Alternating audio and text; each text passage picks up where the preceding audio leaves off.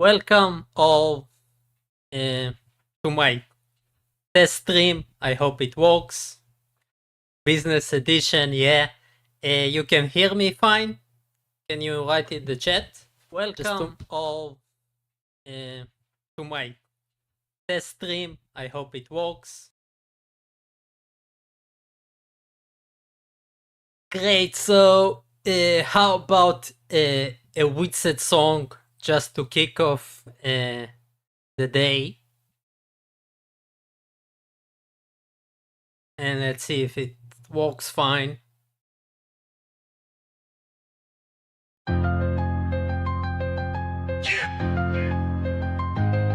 Yo, it's Whitson. Gets it. Step into the mic, bro. Talking flat earth. Get ready for the hype, bro. Aced algebra in school, honors too, bro. Gravity's a lie, yeah, I'm in the zone, bro. Electrostatics, that's the real deal, bro. They say the earth's a globe, but that ain't right, bro. I'm the best flat earth debater, bro. Humbly, opposition ain't on my level, so, but let's not get too technical, bro. This is so funny. You're getting crushed, bro. I'm schooling you, bro. You are literally losing the debate, bro. You are so out of your league, bro. This is so funny. You're getting crushed, bro. I'm schooling you, bro. You are literally losing the debate, bro. You are so out of your league, bro. Our model, though, not defined in full, bro, is superior. Your model's falsified, bro. Van de Graaff generator, electrostatics.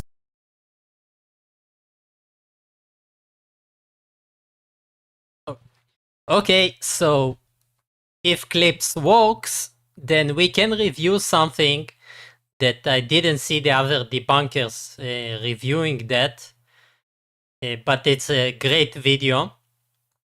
Witset was interviewed by a channel that is called The Way Forward, which interviews mostly different types of grifters that try to do scam healing, like sell you stuff that doesn't do anything or heal you with frequencies. And we will need to know that because the interviewer is used to promoting different drugs and different magic solutions to different problems, to all problems they usually say, but let's assume different. This is the channel, and to save some time, and because I saw half of it, we'll start with a point that he makes about his flat Earth vision, which is quite rare to hear from Witset. They weren't even matching, and et cetera, et cetera. So I want to get him on, and I want to convince him. Does he just want to hide his go. identity? Yeah. Though? Is that the issue? Yeah. Because he's still somewhat involved with stuff, right? So, like contracts. Yeah. Got it. So it's rough because I'm like, dude, I need you to come. They're telling me you don't exist, bro. You know, and it's really annoying because I can't say anything because it's like, yeah, I mean, it's anecdotal at this point. Like, not for me necessarily. I think out of all the people I turn to in this whole challenging the claims of the globe space, it's you. But for other people, that's just the reality. Like, I've even thought a number of times, and I've said this before on the show, like the possibility of.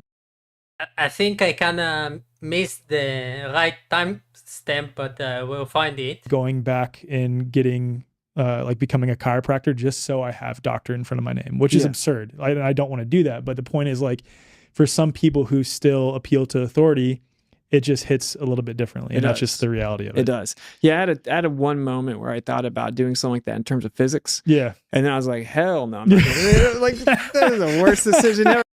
Do you imagine Witset doing a PhD in physics? That will be a hit.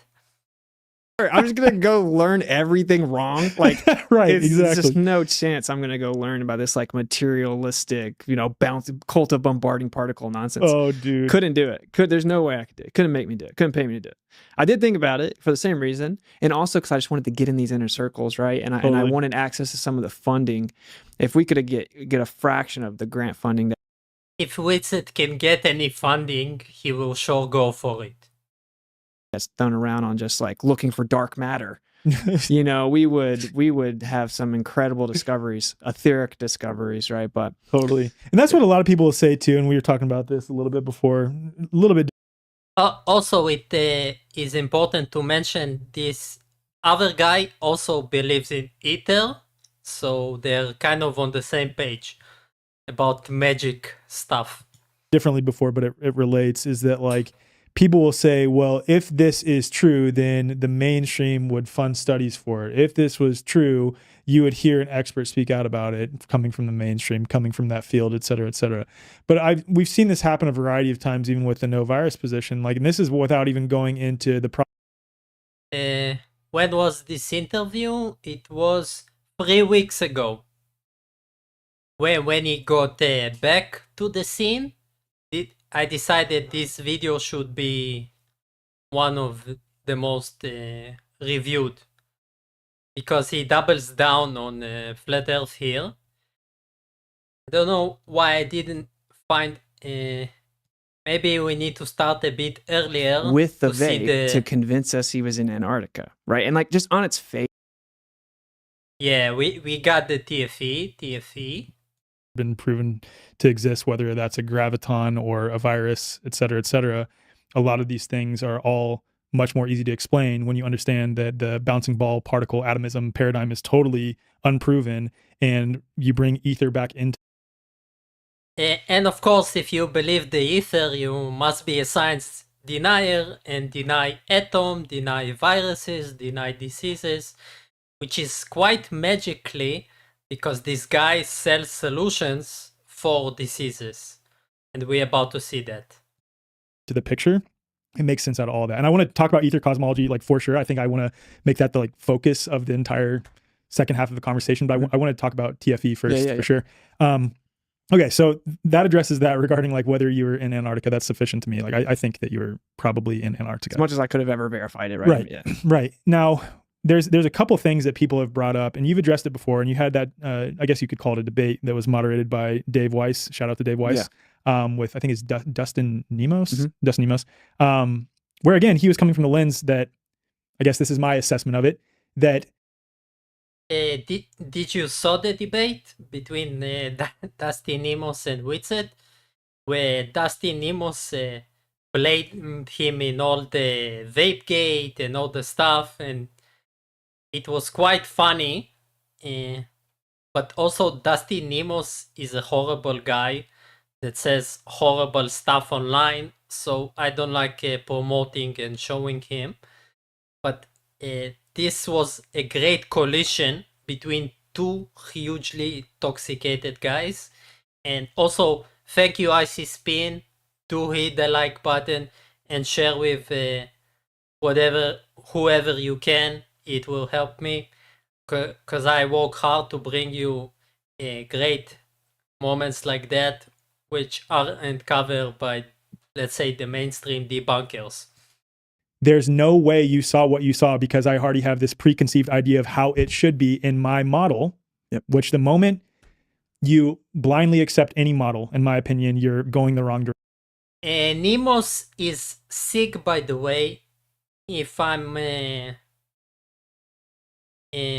not mistaken, he been on some spaces of a white race promotion, and he mentioned that he doesn't have a long time to live. So again, I don't mess with those guys because he's about to disappear from the overall scheme of things. And maybe because of that he's angry that he has cancer and stuff. But again, I don't want to attack him. I want to review Witset and some other parts that I prepped here. Direction. Like you can, this is a whole thing about epistemology. We'll set that aside too. But like certainty regarding your one's own beliefs. Let's set that aside for a second. But in that debate, he brought up a lot of things. And there are still people out there making claims about you and that you faked it. So let's address a few of those. Yeah. One is the Vapegate thing. Can you talk about that a little bit? Like what they claim happened and then what actually happened? Yeah, so the claim is... Is the speed all right? Because I put him a bit faster because they speak slow. Um, who are you asking? The other guy? His name is The Way Forward. I'm not sure about his personal name, but we can check his website.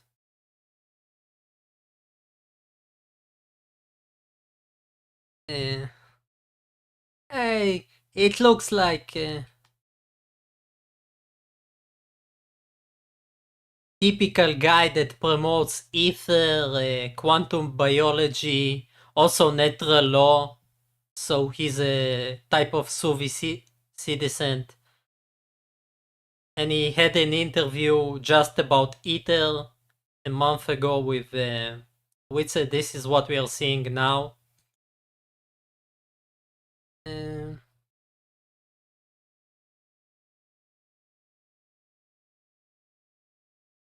Alec Zek. Okay.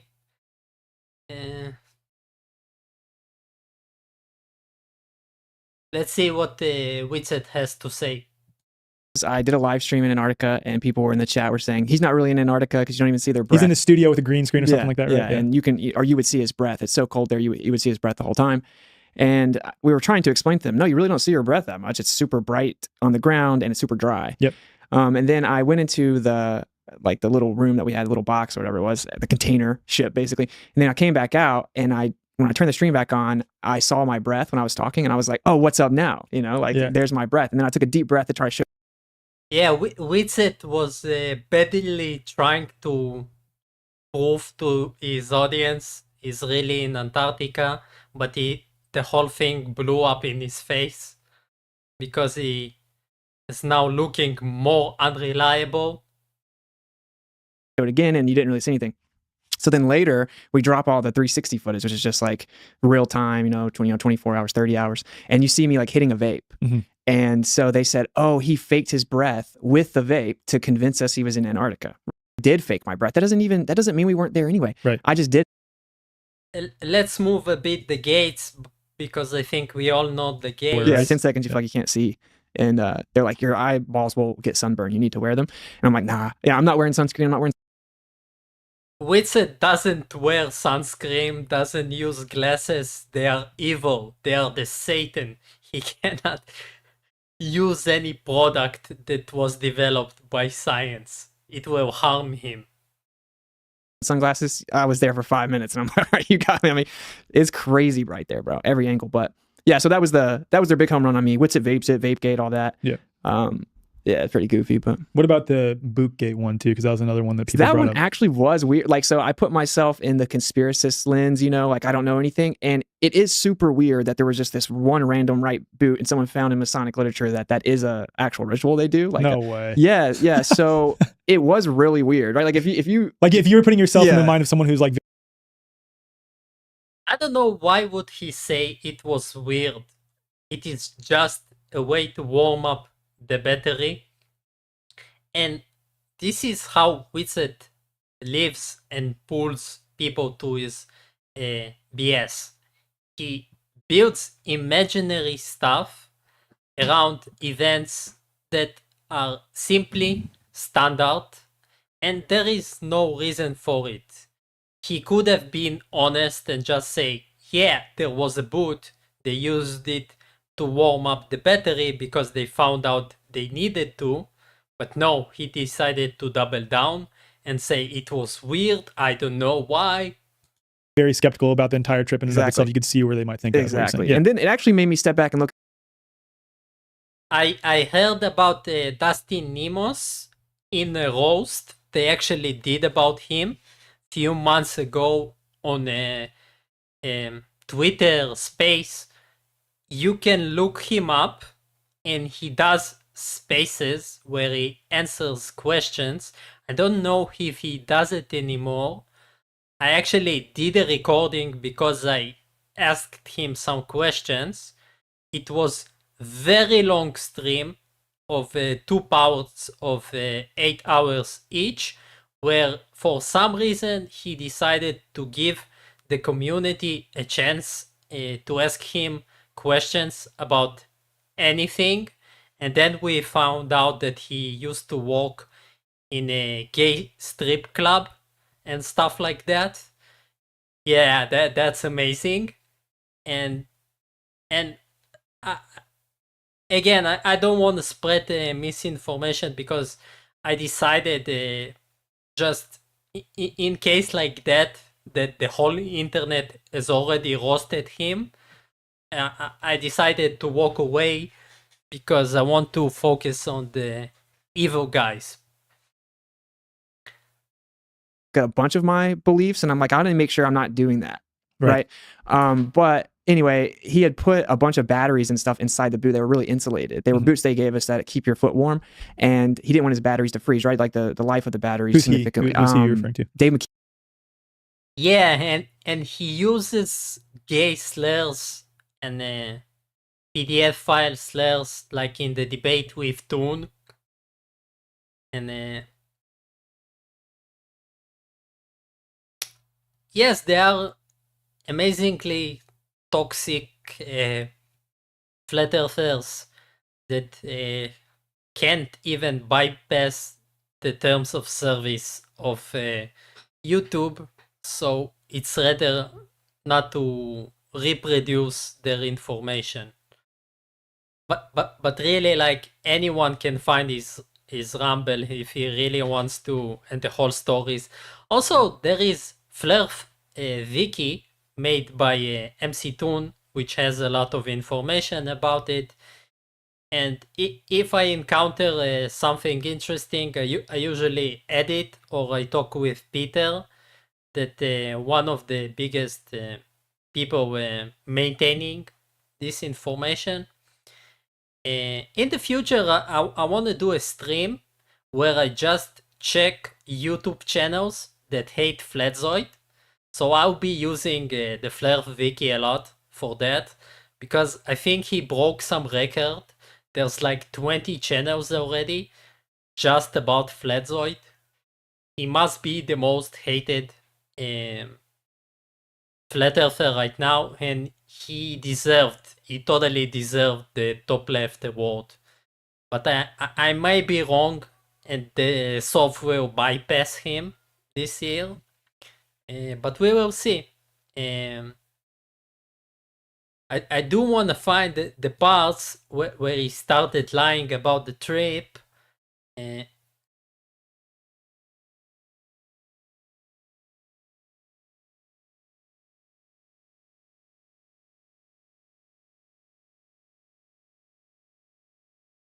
It's based on the angle of the camera and then the light source, etc. No, I mean, just, it's very simple. The truth is, we went there and there was a sun in the sky and it did a circle around our head and it didn't go down. And, it is what it is. Like, no one faked. And this is the part I like in this interview. He had to be honest. He had to say he saw it. But because of the part that is coming after it, which he starts to say it doesn't mean anything, this is how we truly know this guy. He is one of the biggest grifters of Flat Earth right now, because he had all the chances to have an exit point, and he just doubles down on being evil. Anything, I wasn't on their side. I don't like how they operate, meaning like the other people involved in the trip. I went there kind of like for the team type of thing. And that's just the truth. I went there. I didn't really enjoy it. I didn't really sleep a lot. It wasn't great. You know what I'm saying? How long were you there for again? So we were only in Antarctica, ended up being like 3 days. Okay. We were supposed to be there a little bit longer, and then a storm was coming, and they said either you guys can rock out and maybe stay here for 5 to 7 more days, maybe 10 days, like through Christmas and everything. We're like, nah, we're good. What are the people like that live there full time? Because there are people who live there full time, right? Well, during the season that they're there, yeah. All like Northern European just love the cold. Okay, I figured they had to come from like Greenland. Yeah. They like, a lot of them work in Alaska the other part of the year, so it's just they just like it. I mean, and then you talk to them, they have no expenses year round, and they basically pocket, like 80 to 100K a year. So was it pretty tightly controlled where you could and could not go? Oh, very tightly controlled. Yeah, because they're saying there's like crevasses everywhere, and if you walk outside of these little flags, with it, because if you go to somewhere where there is no way of saving you, there will be a problem. Could fall in there and die. And I'm gonna say I believe him, man. You know, Yeah. like I'm not walking around there. That would have been a wild decision. Plus, Especially if it's like hard to see already because everything's just so whitewashed. I mean, I snowboard quite a bit, and I know that effect is very real. Even if you have goggles on, sometimes just the white sort of blinds you and sort of drowns things out, and you struggle with like depth perception. So I can see if there actually is crevasses, like you might not want to fucking walk around. Exactly. Yeah. So they basically survey the ground, and then they say, okay, this place is safe, and they say don't walk outside of that. And that was a conspiracy too, right? And it's like, look, man, we're nowhere close to whatever is being hidden because we flew in here, and if I walk outside those flags.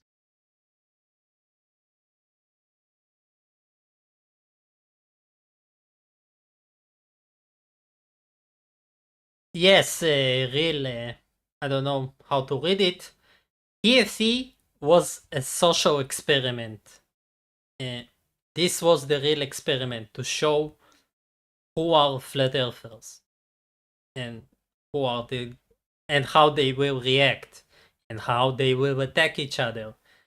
It's actually one of the most bigger, funner experiments when it comes to social engineering that I saw lately on this scale, fighting with a conspiracy.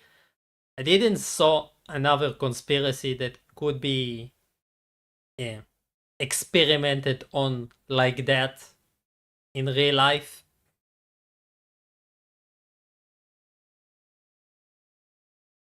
Yeah, I'm not let's getting hear. anywhere. Right. Like you could see, we flew in there, bro. Like there's nothing for miles and miles and miles. Yeah. And miles. So if there is some like crazy stuff in Antarctica, obviously this government approved little location that there's a camp is not where Government approved the location. it's at. Right. You know, but and it could be multifaceted. It could be that there are real crevasses, which is why they won't let you walk around, but it also could be that there's some shit that they don't want you to see, or they don't want you to discover some aspect that would Yeah, like aliens and ice walls. lend credence one way or another, so they just don't let you go there. It's multifaceted. right. And it's coming from above the people at the camp too. That's something that I really, those people are just there, man. You know, I talk to a lot of them a lot. And some of them are super cool, man. Former military, just like cool guys. And they are just making their money there, man. They just, like, they don't know anything. They're not in on anything. You know, that's another conspiracy, was that all those people there were. Yeah, Witset was actually surprised that people don't care about flat Earth. He was sure like the whole world is just talking about flat Earth and the 24-hour sun. When you go on Discord, people were not just on Discord, like in the flat Earth community, if we can call it a community, most of them are still stuck on the 24-hour sun. Every stream, every panel, they just say it. Solve specially. If there was a 24 sun, why ALE doesn't promote it and say it, and we have pictures of that? That is simply because people don't care. People go there to vacation, to do ski, to travel. Nobody wants to track the 24-hour sun. We know about that. We know about it for at least hundreds of years. It's nothing new or special. Actors, I'm like, brother, I promise they're not actors. I talk to them a lot, you know. So, yeah, I mean, I actually thought most of them were pretty cool, you know, and whatever limitations are on that place, it's coming from far above. And then I actually talked to the lady that. Yeah, he managed to talk to someone and to piss them off. There is a bigger story. Toon filmed it, or he didn't film it, but he talked about it, and also other guys. So I don't want to be incorrect, but I'm sure the lady doesn't like him after talking. The dinner before we went, the night before we went, I talked to the lady that is basically in charge of all of the expeditions or trips there. And there's only 3 places in all of Antarctica that they are allowed to bring people. And so I just started picking her brain. You know, I actually have that conversation recorded. I just don't think I'm supposed to. But anyway, yeah, she was.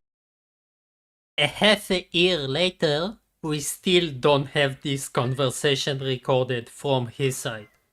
Like, we don't have a video from his side. We only have what the others did. when she was answering my questions, I realized like even she can't do anything. Like she's going to international organizations above her and having to get approved and spending hundreds of thousands of dollars. And then they got the permit approval to then come ask on behalf of groups. So, you know, it's so much further above that camp. Who actually runs Antarctica? I don't know that. I know there's a like treaty that's signed where like basically all. Who asks a question like that? What do you mean who runs Antarctica? It's a continent, and you can check it, and you can see all the countries divided Antarctica between them, but nobody runs it. Countries that on the surface seem to not be able to agree on literally anything, all unanimously agree on how to handle Antarctica, which is super interesting. Yeah. It's like that and then Israel are the two things that everyone is like unanimously agreeing on, which is so funny. Let's mention Israel because we cannot be flat earthers without mentioning Israel. But maybe Israel. Maybe Israel. It's Israel. That's another thing, and maybe we can talk about that later. I think it's problematic to continue to blame every single thing on Israel though too, because it's like outsourcing our own power and our own responsibility to change it, because ultimately at the end of the day those are just people as well, and like if we're continuing to outsource to them and like say give our power away, saying that they're so much more powerful than us, which like is presenting itself in a very unique way right now, that Israel itself as a country does have a lot of power through blackmail and all those things. But yeah, let's set that aside. But so you heard it here first. Israel has the power to control Antarctica and bribe people to see the 24-hour sun. Who actually runs Antarctica? Yeah, I don't really know. I forgot the name. Like if someone ran Antarctica and you visit the place that was run by someone, why would you know? Why would you ask him?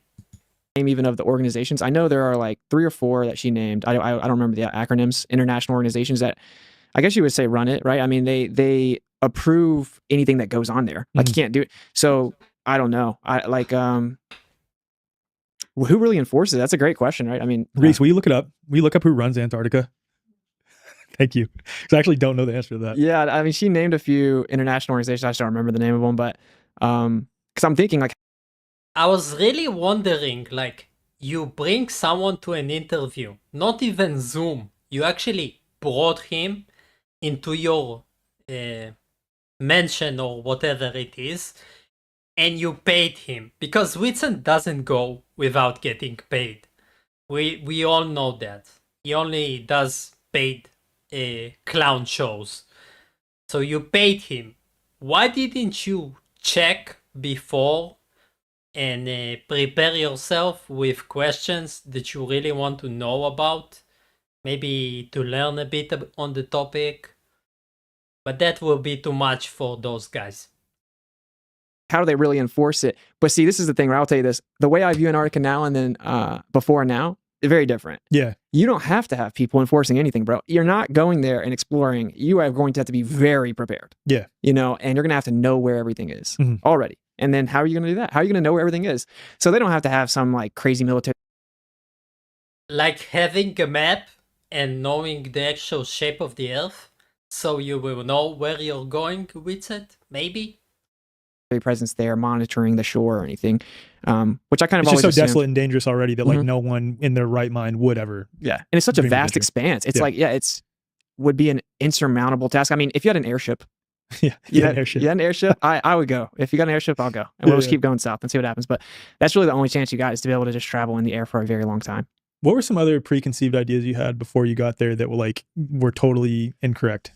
Obviously, like you probably believe that like, okay, there's no way I'm going to see 24-hour sun, but you were also clear that even if we do see 24-hour sun, it is not proof of a globe. Yeah. Once the trip actually went through, I thought we were going to see it, right? Like, really? Yeah. On the plane there, I'm like, oh, we're about to see the sun for sure.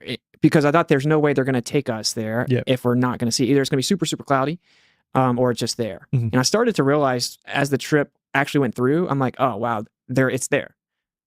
Wizard Griffith started to panic while on the way.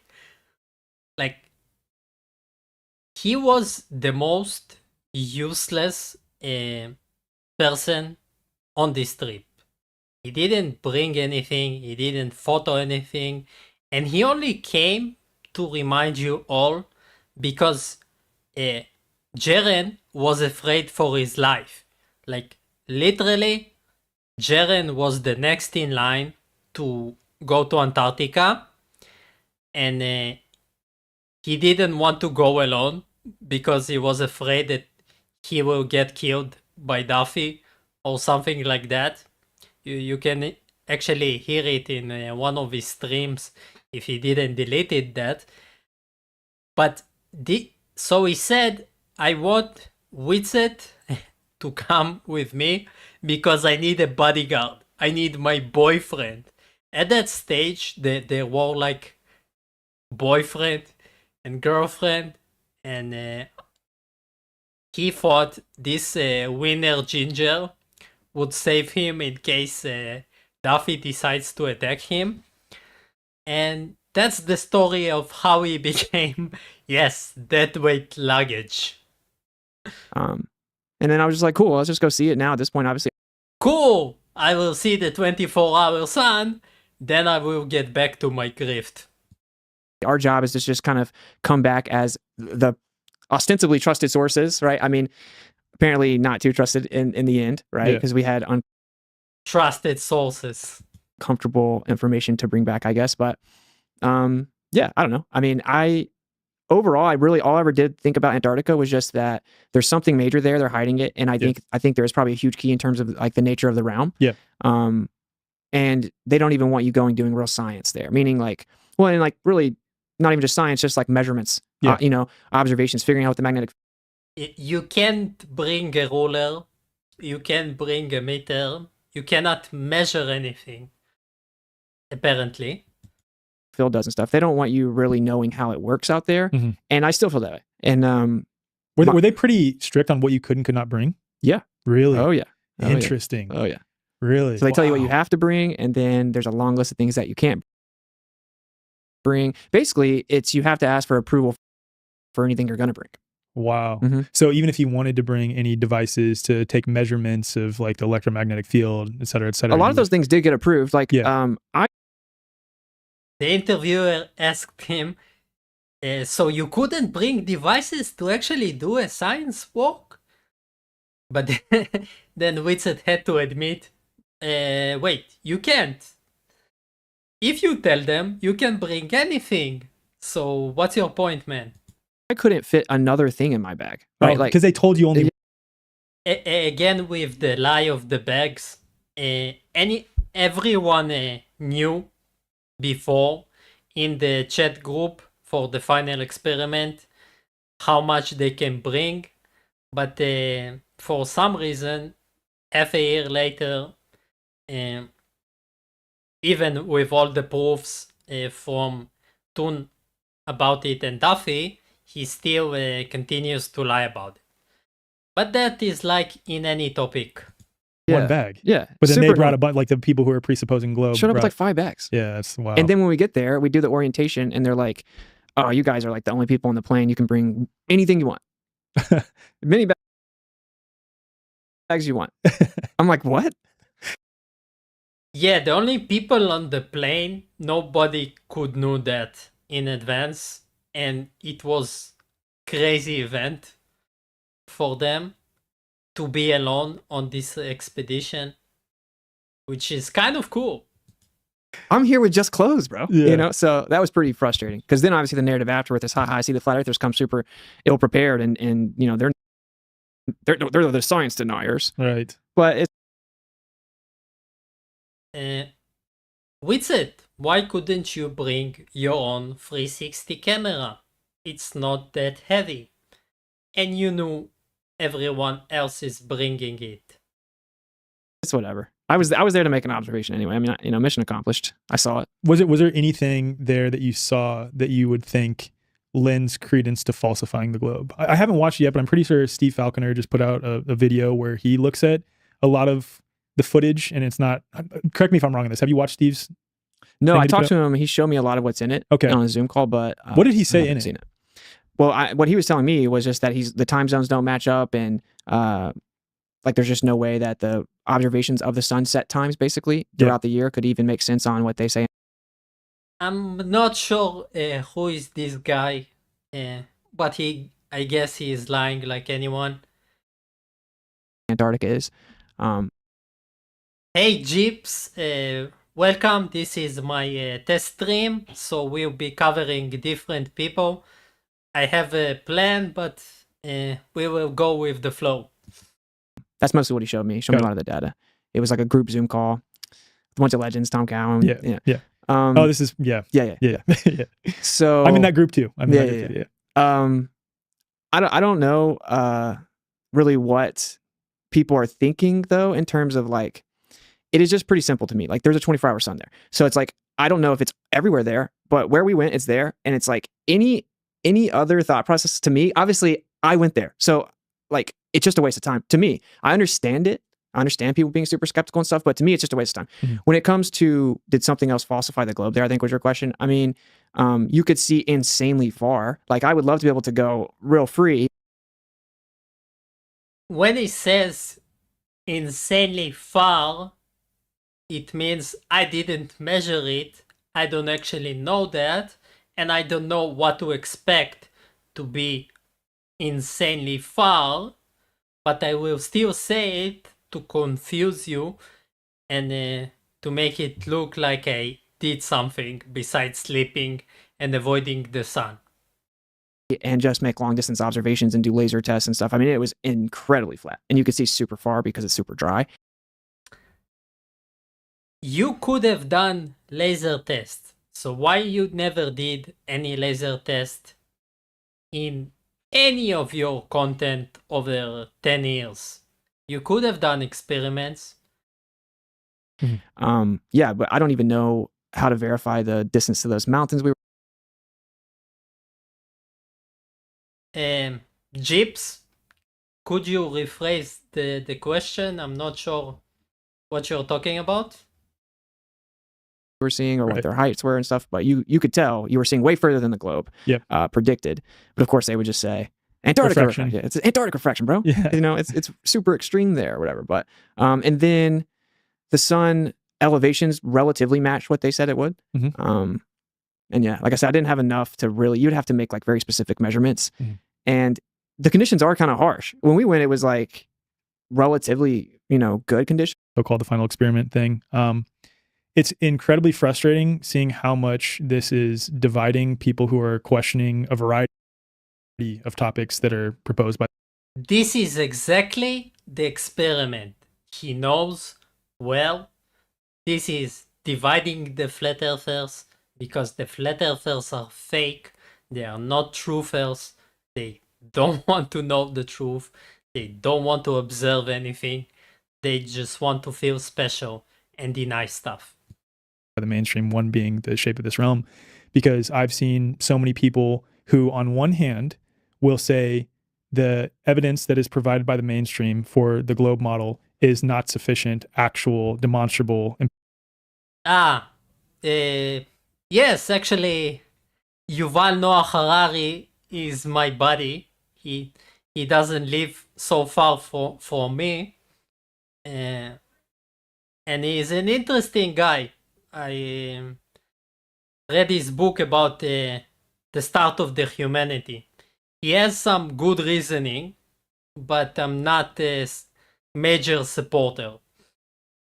Empirical evidence, which I completely agree with him, and they're holding the mainstream scientific community to that standard, which I also completely agree with him. Then on the other hand, based on literally zero evidence, total speculation, a variety of unproven assumptions, are asserting that other people who participated, that now Dave Weiss, because he's backing you, are all shills, are all controlled opposition, et cetera, et cetera. And yeah, I'm from Israel. I write it on my page. And yeah, that's it.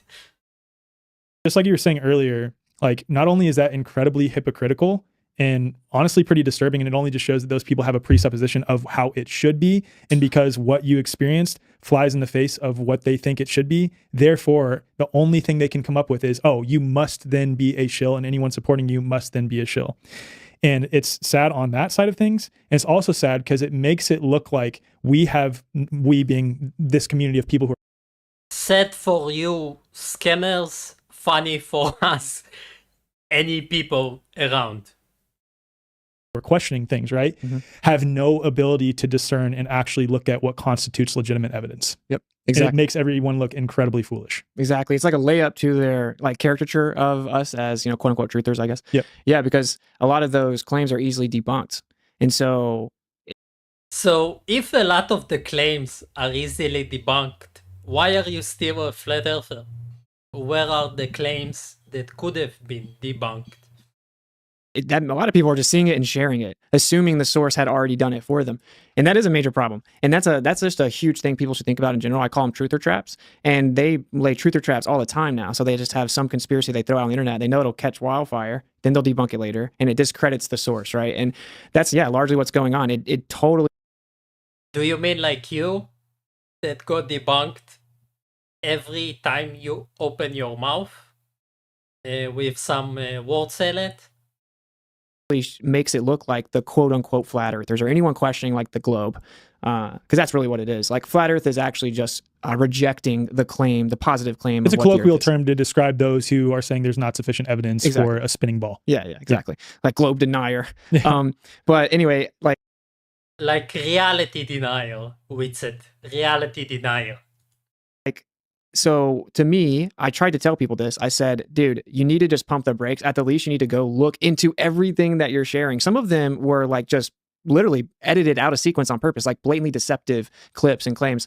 So yeah, that was frustrating. It was frustrating to sit back and watch it, bro. To sit back and watch, you take the bait. And so you're giving them all this ammo, which is because what they do, and they do this with all. You reap what you sow with it. Same as Jaren.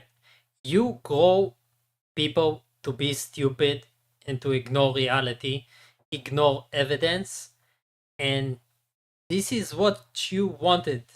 You wanted people that are easy to fool, that will believe anything you say, and if they encounter any evidence, they will deny it anyway.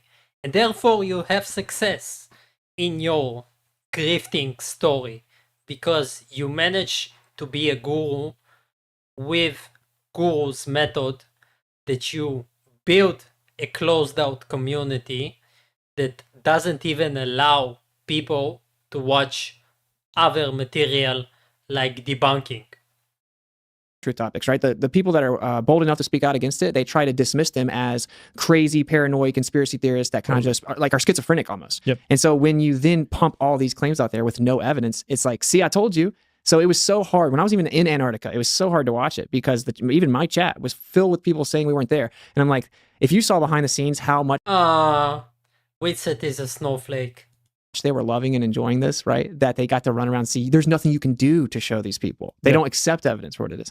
And that is not true. The people that were there with you that were presupposing globe, they were Yes. watching what was happening in your chat, and they were like, see, this is a perfect example. Exactly. Right. Exactly. That's exactly what they wanted. And of course, they're going to pick those people out. Yep. And so maybe some of those people are the most vocal. And you only need a few of them to make the point, make the claim, which is, here's the factual evidence of say where we live. And then this group of people just will never accept it. Yep. Yeah. So Totally. And that's why I appreciate you so much, especially because like me, and I guess I consider myself the version of you on the more like terrain-based health no virus side of things, in that I'm a layman. He's basically saying, I'm a scammer like you, just with medical stuff. I'm not formally studied in so-called infectious diseases, cellular biology, et cetera, but I'm able to analyze these claims, and I'm not coming maybe partially. So I don't know anything about biology, he says, but I can analyze if the biology claims are true, and I can recommend solutions for my followers and audience with magic pills that are not approved by FDA, but I can do that because I'm a cool bro. Actually, a piece of me came from like, oh, what are they hiding from us? But it's like, no, let's analyze these claims in accordance with both logic and empiricism and see if they hold water according to those who are making those claims. And it's not about just latching on to different belief systems. It's about holding those respective claims to account when it comes to empiricism and logic, et cetera, et cetera. And that's the whole point here. And you're like that when it comes to this whole thing, is you're not just wildly throwing stuff out there. You're saying, where is the Wow, it was the longest suck up in an interview that I ever saw. I think he actually got paid a bit to say that. demonstrable empirical evidence for this claim? Does this hold up with logic? You're very proficient understanding logical fallacies. I think that's like the correct approach with this. And it also requires that you reflect on your own preconceived ideas as well. Yeah. It's like mastering logic is like a superpower in seeing Wizard has superpowers. through deceptions, basically. And we talked about this a little before. It's all built upon materialistic assumption, actually. Pretty much everything Are you like a flat super daddy, Wizard? is all the deceptions. And you no doubt get the same thing in that realm of conversation, which is as soon as their claim is under attack, the immediate response is to deflect to you, right? To shift the burden over to you, right? Which shifting the burden, of course, is like, He mastered the ability to name random fallacies without understanding them. Just like he did, by the way, this week with Jeren. Instead of replying to his claim, he started to naming random fallacies. He actually gave a list. He said like 10 fallacies, which who is doing that in a debate? If you cannot talk about the claim or the evidence, and you need to name fallacies in a list like a little boy, something is wrong with you, Wizard.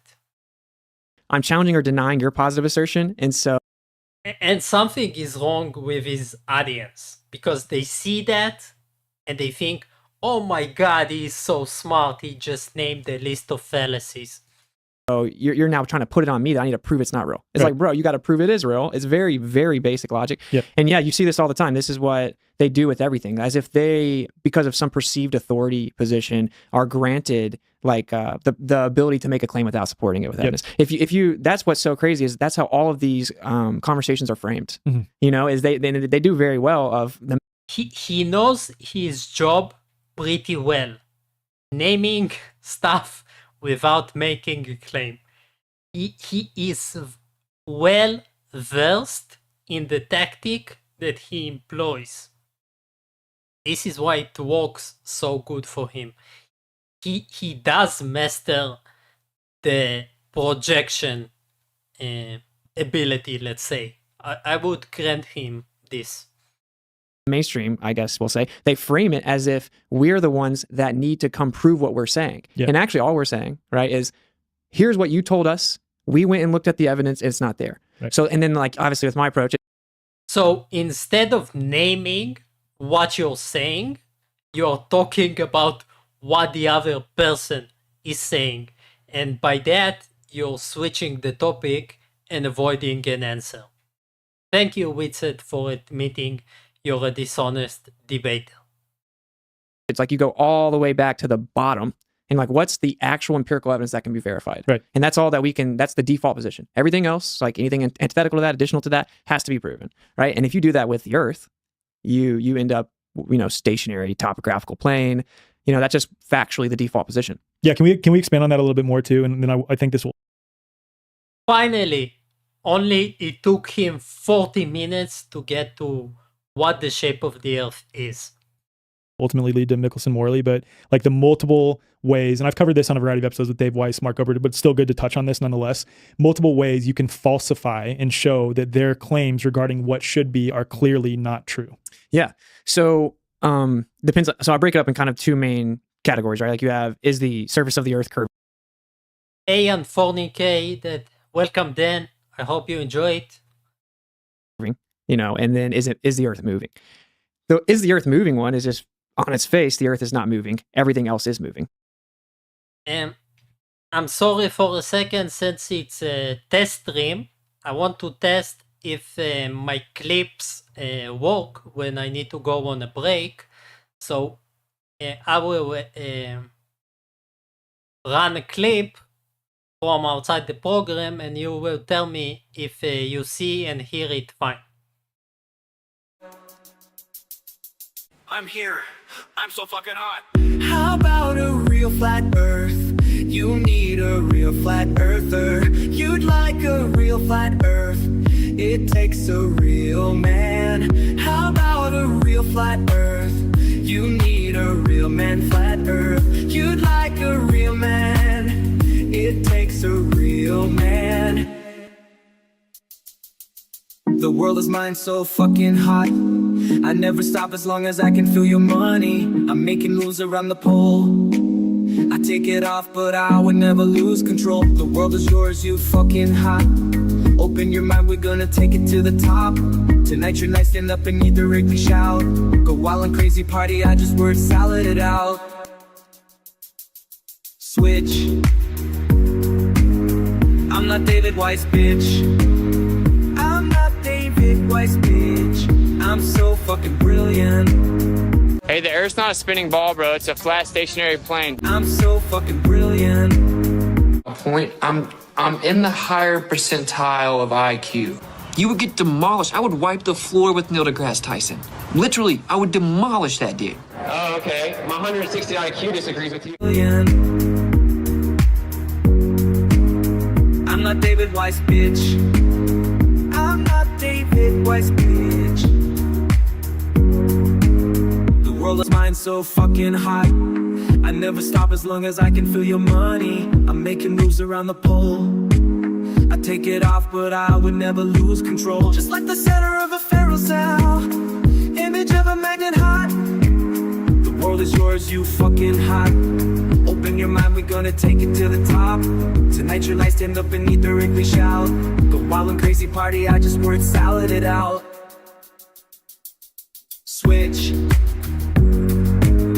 I'm not David Weiss, bitch. I'm not David Weiss, bitch. I'm so fucking brilliant. I'm not David Weiss, bitch. I'm not David Weiss, bitch. Did you hear me while I was showing the clip? Did you hear the music of the clip?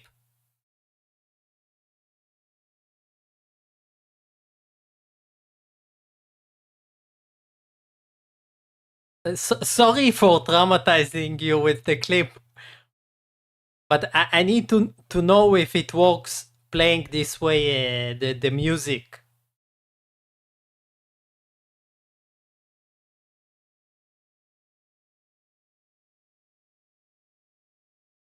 Ah, okay. So great. So let's continue with Widset. And then that's when you get into stuff like MMX and specific precise measurements that show that. And you hear now Widset, right?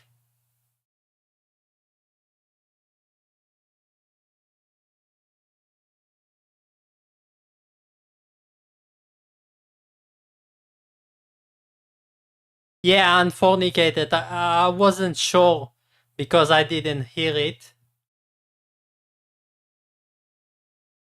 Okay. It's not moving.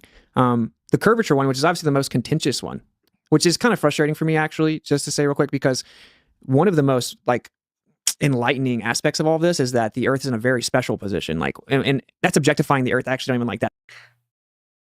So somehow he managed to start the sentence with talking about the curve, which is actually the shape, but somehow it didn't go to the curve. The Earth's not an object. It's like a realm, but it's...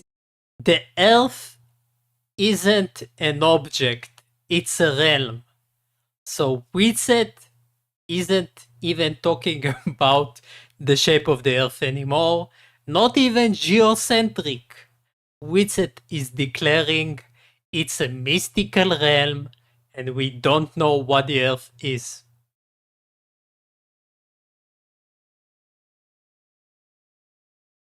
But it's very special. This experience.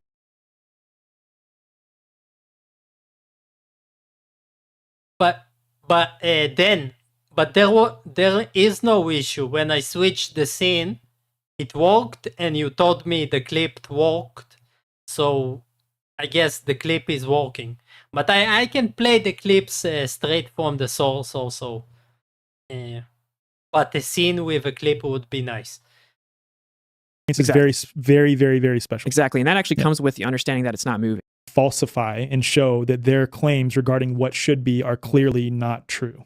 Yeah. So depends. So I break it up in kind of two main categories, right? Like you have, is the surface of the earth curving, and then is the earth moving? The is the earth moving one is just on its face, the earth is not moving. Everything else is moving. Yep. And then that's when you get into stuff like MMX and specific precise measurements that show that it's not moving. The curvature one, which is obviously the most contentious one, which is kind of frustrating for me, actually, just to say real quick, because one of the most enlightening aspects of all of this is that the earth is in a very special position. And that's objectifying the earth. I actually don't even like that. The earth's not an object. It's like a realm. I just had to hear it again. Simply amazing. He just sits quiet down and tells you it's like, this is an obvious thing. We don't live on an object. We live in a magic land.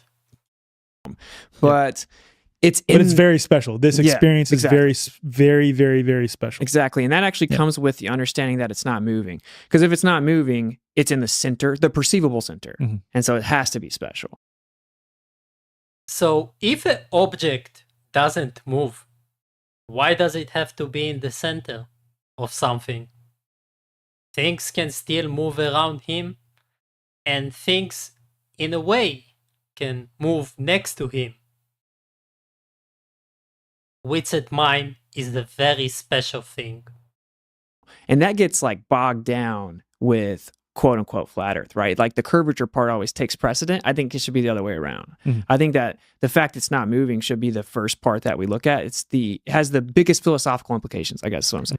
So he wants to talk about geocentric, and the earth is not moving, which is harder to explain.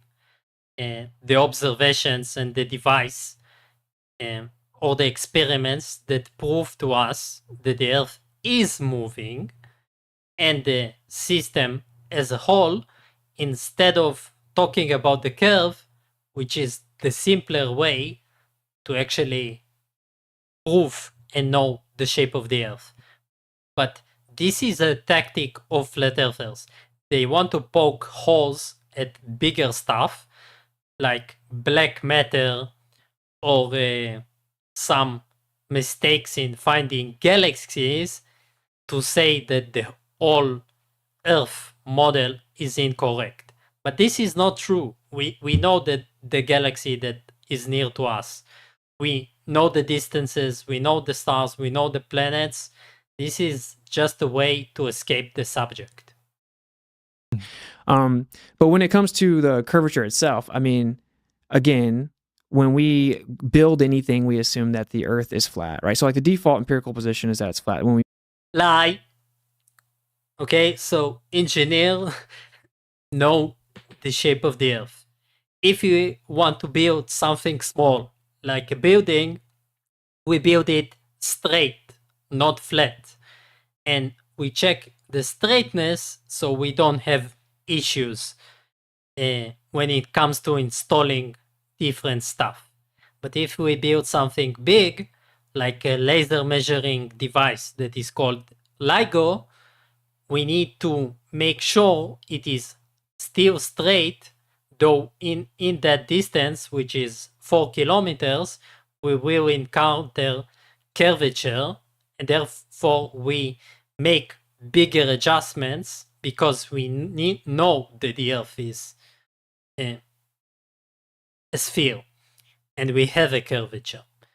But this is what I wanted to show mostly, the set of lies that he's going to pull right now. We measure things, when we measure angles to stars, when we chart the sky at all, when we do any civil engineering, up to 100 square miles. Which isn't true, because civil engineering also cares about the materials of stuff and strength of stuff. So first of all, we take gravity into account with stuff like beam's deflection. And because we take gravity into account, we actually debunk the flat Earth, because the existence of gravity can only happen with spherical objects. And if we didn't have gravity, we never would have taken it into account, and in greater distances, the curve. Just use complete plane survey. Well, it's not like they start assuming the Earth's a ball. Plane survey is measuring up to 100 kilometers, something like that. And yes, in that distance, you can relatively assume that the Earth is flat for the sake of measuring. But measuring doesn't mean that you build stuff in this way. We design stuff and we build stuff according to our measuring tools and what precision we can achieve with them. Something that flat earthers don't quite understand. There is no perfect objects. Even if we lived on a flat plane, we still have an amount of lack of smoothness, even on small objects like tables, that simply saying that something is flat over a shape of a huge thing like the Earth is idiotic. After 100 square miles, they just create another 100 square mile section and connect it to the first one, which was also assumed to be flat. So we couldn't even build things without it. And then the falsifications, like some of my favorite ones are radio waves and microwaves. Yeah, there's one test that was done. You can look up Sora, I believe it's called, or LoRa, Lora, and yes. So LoRa is well,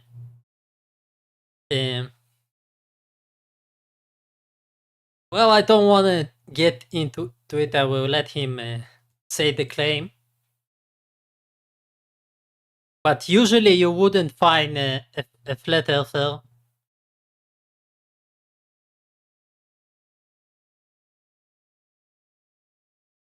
it was like this super long range, high frequency radio wave. It was like a 12-foot fishing boat and then a 5-foot buoy. And the signals were sent and received from like 837 miles or something. And I do want to say it's a real thing, but there is a phenomenon that is called stereo something in the stratosphere. I'm not sure about the name, but I can quickly show it. Yes, he's talking about LoRa, which is a device that is designed for a low bandwidth between 2 points. And even if you get a reception from long distances, it's like a kilobyte per second or something like that. A barely text. Yes, the stratosphere ducting. Yes, exactly. should have been blocked by the curvature of the Earth at like 10. Yeah, it shouldn't been blocked by the curvature of the Earth, but it helps him. Actually, under 10. So you sent this horizontal line of sight signal out over the ocean, and it should have been blocked by the curvature of the Earth, like a giant hill, right? Should have blocked it at like less than 10 miles. First attempt, they received it 837 miles away, and it's over 900 megahertz. So they claim that these signals, typically they claim they bounce off the ionosphere and come back down. That's what I was going to bring up. Like, yeah. So he can basically name anything that he wants, since he doesn't show the math. He doesn't talk about the equations even. And he also knows how it works in real life, because he heard it so many times from debunkers or from other people, that he is wrong, but he knows the name. He knows the name and he knows the key stuff to say them, just to show that he is not wrong. The ionosphere reification that they bring up. Exactly, Yeah. which of course Not that. No. was just proposed with no evidence once Marconi showed that we could send signals 2,200 miles first attempt over You just talked for 5 minutes without evidence. the Atlantic Ocean. And so that doesn't even work though with this one, because they claim the ionosphere is 40 megahertz. Oliver Heaviside, who was actually a genius in electrical field theory, he helped them come up with this to save the globe, basically, because assume the globe, therefore there has to be an answer. Okay, that, whatever. Right. But he was very brilliant with electrical field theory and ether. So someone was brilliant, but you don't know what you're talking about. You don't know what he said, but it proves your point. Sounds pretty interesting with it. the fatherheads. But anyway, so 40 megahertz, anything above that, then the frequency would penetrate right through it. So basically, it's like anything 40 megahertz or lower, correctly, they say that it would reflect back. It would, assuming it's there. Right. So, which we don't do that, but if we do that, it would reflect back in theory, right? But if as soon as the frequency 41 megahertz, it would penetrate straight through it, just because of the way frequencies interact, And this is 912. It's not even close. Right. And so with know how to make it make sense in theory, much less like go get measurements or something. But the most they've even claimed with that is like 200-300. This is 900. So it would go directly through the ionosphere. So the point is, it can't work on the globe. It's like a physical falsification, and it went straight there, and they received it 812 or 837 miles. From here, it took a Witset is going to cry, this is not going to work, and I see the views are kind of dropping. I want to show other people. Witset is a moron, but we have so much more clowns to reflect upon with crazy stuff. little time to lay that out. That's one of my favorite. So,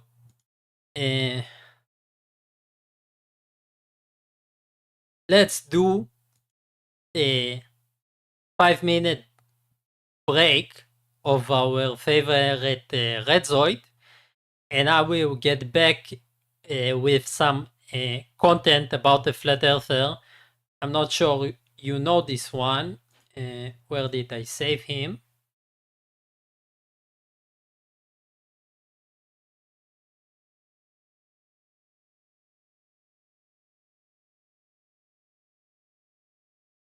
I will put the timestamp in a minute. Meanwhile, let's enjoy Red Song. Where is?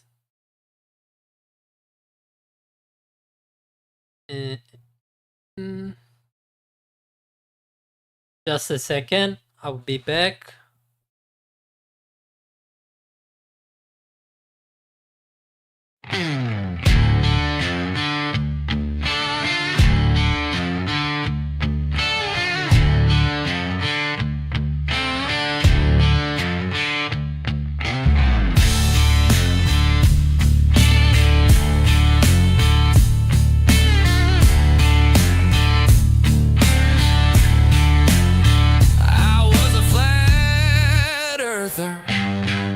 Spinning lies with a crooked smile.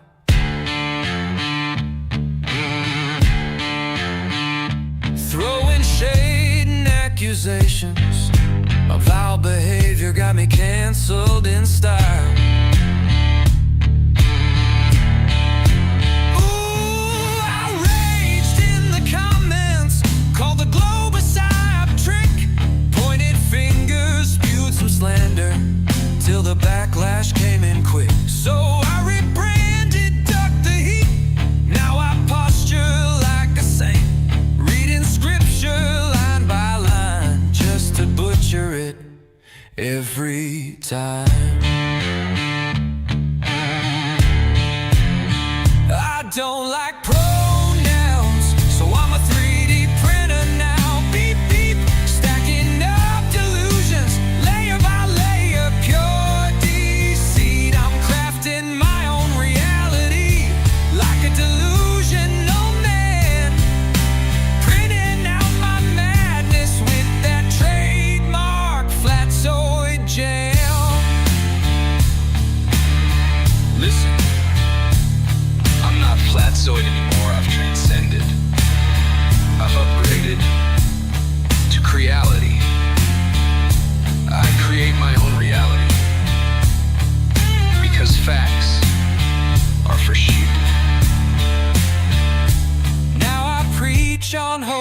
verses like a scholar with no clue.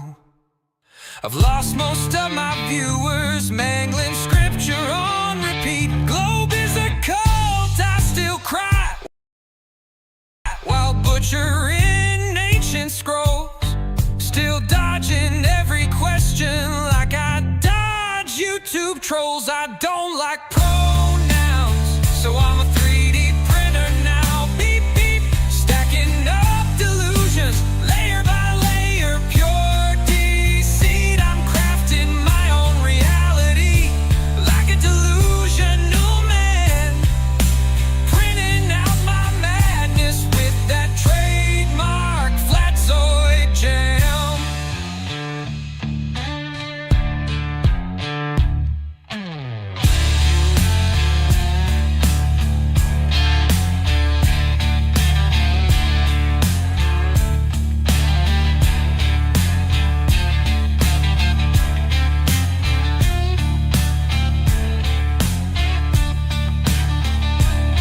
He did it so good. So good.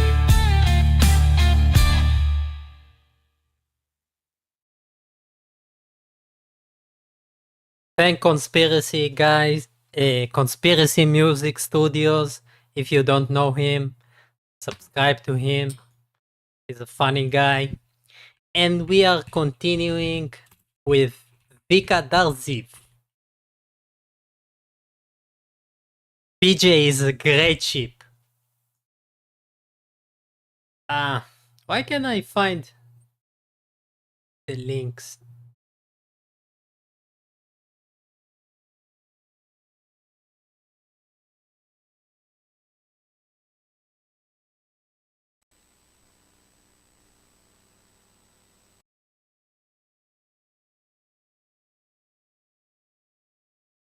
Mistakes happen and I opened the wrong stream.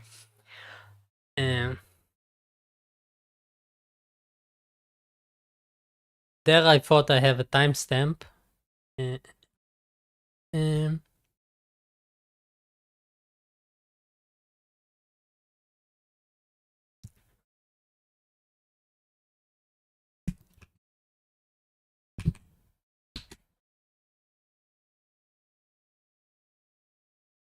So the Flatzoid gang love to talk about rockets and spaceships. And in one of those streams, apparently, they started to talking about the need to have a ticket in order to see a rocket land. And I want to show this part because it was simply genius. Still cannot do that, right? Like we should be able to easily. What's that? You know, just watch a rocket You land. should. You know, like somewhere in the U.S. But yeah, we can't. You can't even book a ticket. Well, that whole thing with this You cannot book a ticket to see a rocket land.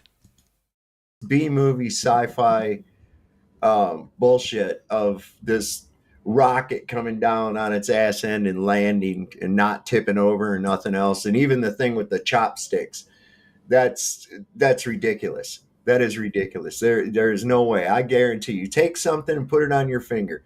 You've got full vector control at the base. You've got full vector control. Mhm. Put something up on your finger. Remember how the Drunk Debunk did a video about SOV?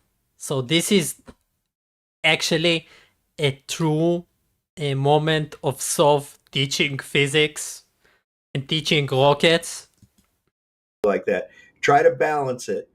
You be successful at maybe balancing it a little bit, like a pencil or whatever, but take it and lower it. Now move its position and put it down on the ground. There's no way. It's going to fall off your finger. It's going to fall over sideways every time. It's going to do that. Right. So we don't know how to control things, and therefore no rocket can land.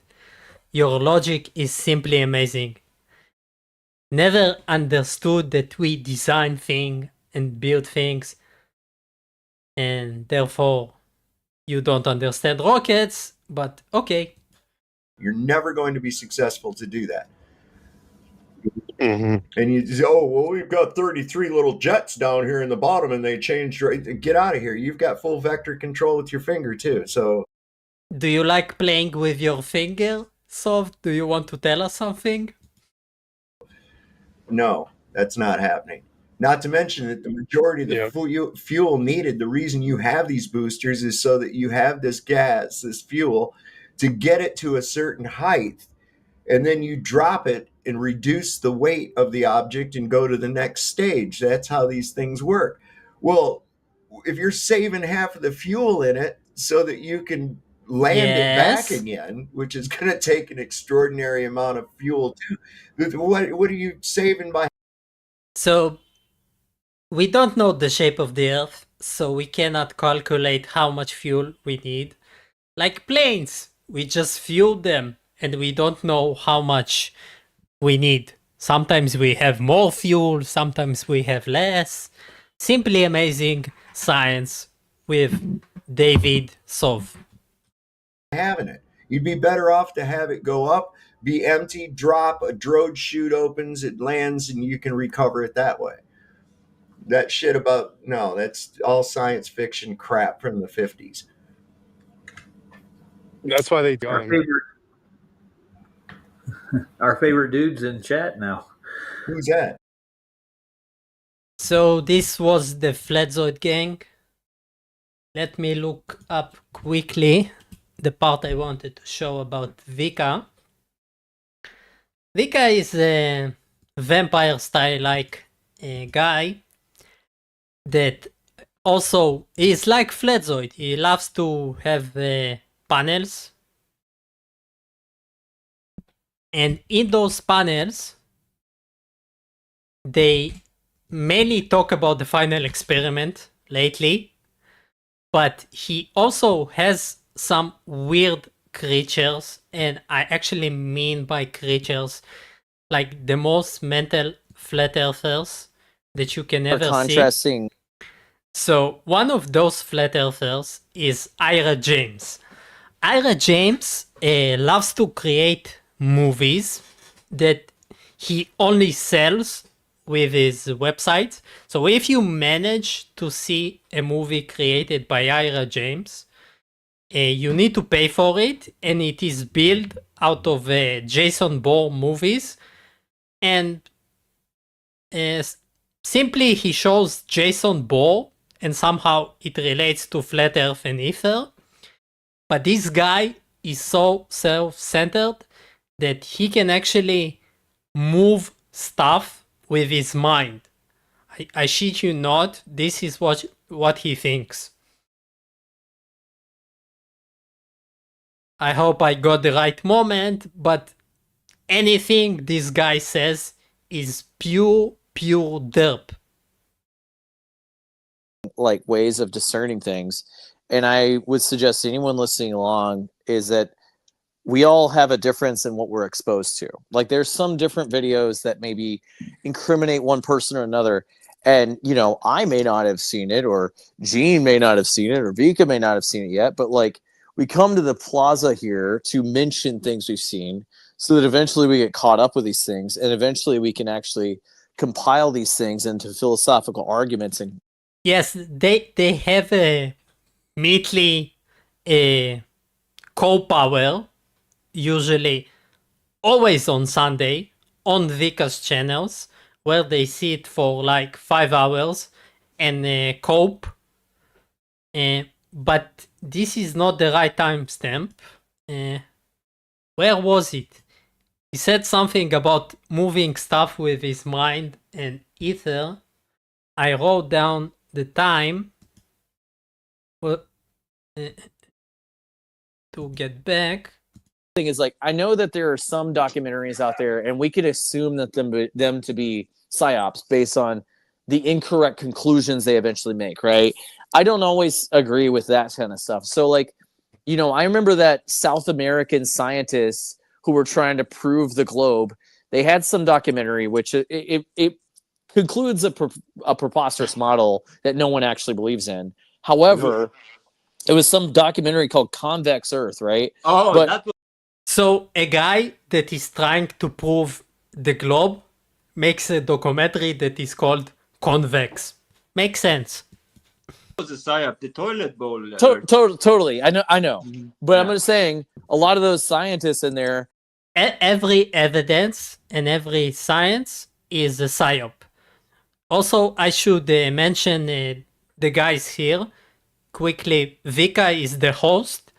Tron is an old guy like Sov, but he mainly lies in TikTok, and he claims he's an engineer, but he's not. He's barely a mechanic. I will cover him someday. And Gene is the co-host, the yes man that will block you, and just the yes man. But we will focus on this guy. They're like, just think about like the individuals, right? They're just going in there and be like, well, let's prove the globe, let's settle this. And then you see them all be like, oh no, it's flat. But there's one piece of footage in there that's really, I'm not gonna straw man the whole thing. I understand it's a psyop, yeah, I get it. But I'm just saying, there's a piece in there where one of the scientists is just like laughing, and he just takes a weather balloon to the southernmost point of Argentina. He attaches a camera to the thing, just sends it up, and then he captures a freaking image of the continent on the other side of freaking Antarctica. And I'm like, dude, I mean, either. So yeah, capturing pictures is a psyop. I mean, I'm looking in all the weirdest places, but that made me laugh with joy, because I'm like, I'm not saying that that's the correct conclusion, but the fact that their starting point was they're all scientists who even probably all have government jobs, and they're pushing the globe, and then at the end of it, they're like, oh my God, it's totally not that. And their laser experiments are useful, but like the most useful thing is actually Vika's film, Flatten the Curve, if you want the true information. Vika's film is the most idiotic thing alive, and it should deserve its own film, but he debated the tune. I also recommend it. It was embarrassing and stupid, and Vika never moved from there. Nothing about the convex dirt was useful. Yeah, I mean, I just think Bilu, the alien in the bush, was pretty much a dead giveaway that it was bullshit. Yeah, there's a lot of bullshit in there. I'm just pointing out a lot of bullshit. You want me to believe that Earth is a toilet-shaped asteroid with water up north? Right. It's like clearly. A guy saw a movie about evidence about the globe or whatever. He was talking about a balloon and a picture. How did he get to toilet bowl, and what does he do with toilet bowls? Simply amazing. Insane. What worried me most about that documentary was that they are not talking about Flatten the Curve. They are talking about Vika's movie, I think. The Mechanical Realm. All the big names were mirroring it. Yeah, no, it is. I agree with you. It's a psyop. I'm just pointing out, like, I think the one. Maybe also Flatten the Curve. It is hard to know with flat earthers. They change topic every day. But I want to find the timestamp for a second. Piece of it's like 5 seconds of footage. It's like I would encourage other people here to go. But how can you know it's real? I don't know. No. I mean, I don't know. That's a good point. I don't know, but I'm just saying, like, when I first saw that, I was like, that's pretty funny. Like, so the fact that paranoia is a major thing with those guys.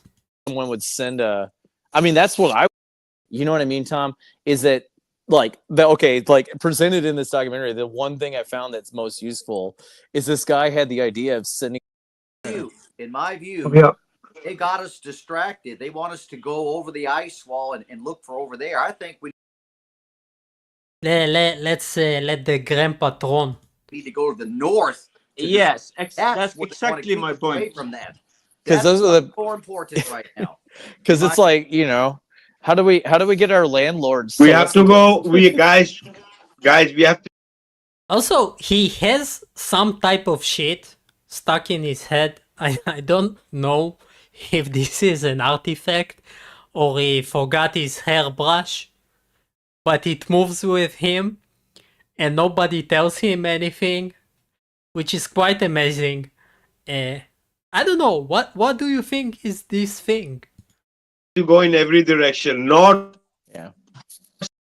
some kind of and another thing for a compass to work, that metal hold do it react to flat. that. Yeah. Right? For a compass to work, you have to hold it flat. Exactly. Yes, sir. Yeah. I got in a little debate last night. I said, you don't hold the compass like this. It's got to go like this, or it's not going to Oh no, we don't know how to use the compass. work properly. You guys see what I got here? Yeah, looks like one of those directional compasses. Yeah, it's a sphere, in a sphere, surrounded by, I guess, some sort of antifreeze liquid. But it's super sensitive. It's reacting to the magnet in my microphone or the speaker. Do you think it's something stuck on his hair? And I think it looks like a hairbrush, but man, it moves with him. Also, I noticed that all the flat earth streamers are cheapskates. They only have quality of 700p, and it is hard to actually enlarge it and to know what is sticking out of his brain right now. But even though they stream for a long time, they don't know how to work OBS or any program beside something like SteamYard that brought us the panels of flat earthers where they simply can connect. Yeah, JJ is also a new guy. I recently saw him super chatting a lot of flat earthers, and he started the channel. He also like I can actually open any second in this video and you will see like a crazy derp. It is quite hard to manage, but I want to cover in this stream a different derp from this week and to try to debunk few people. So let's find. I want to find the part where Ira says that he can move stuff with his brain. What's beyond Antarctica? And I do believe there's just more land, and not only everything is physical and levels.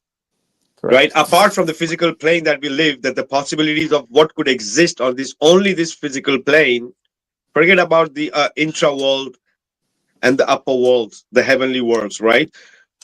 The intra, the extra, and the upper, right? So the possibilities in all ancient is a lot of people who are confused.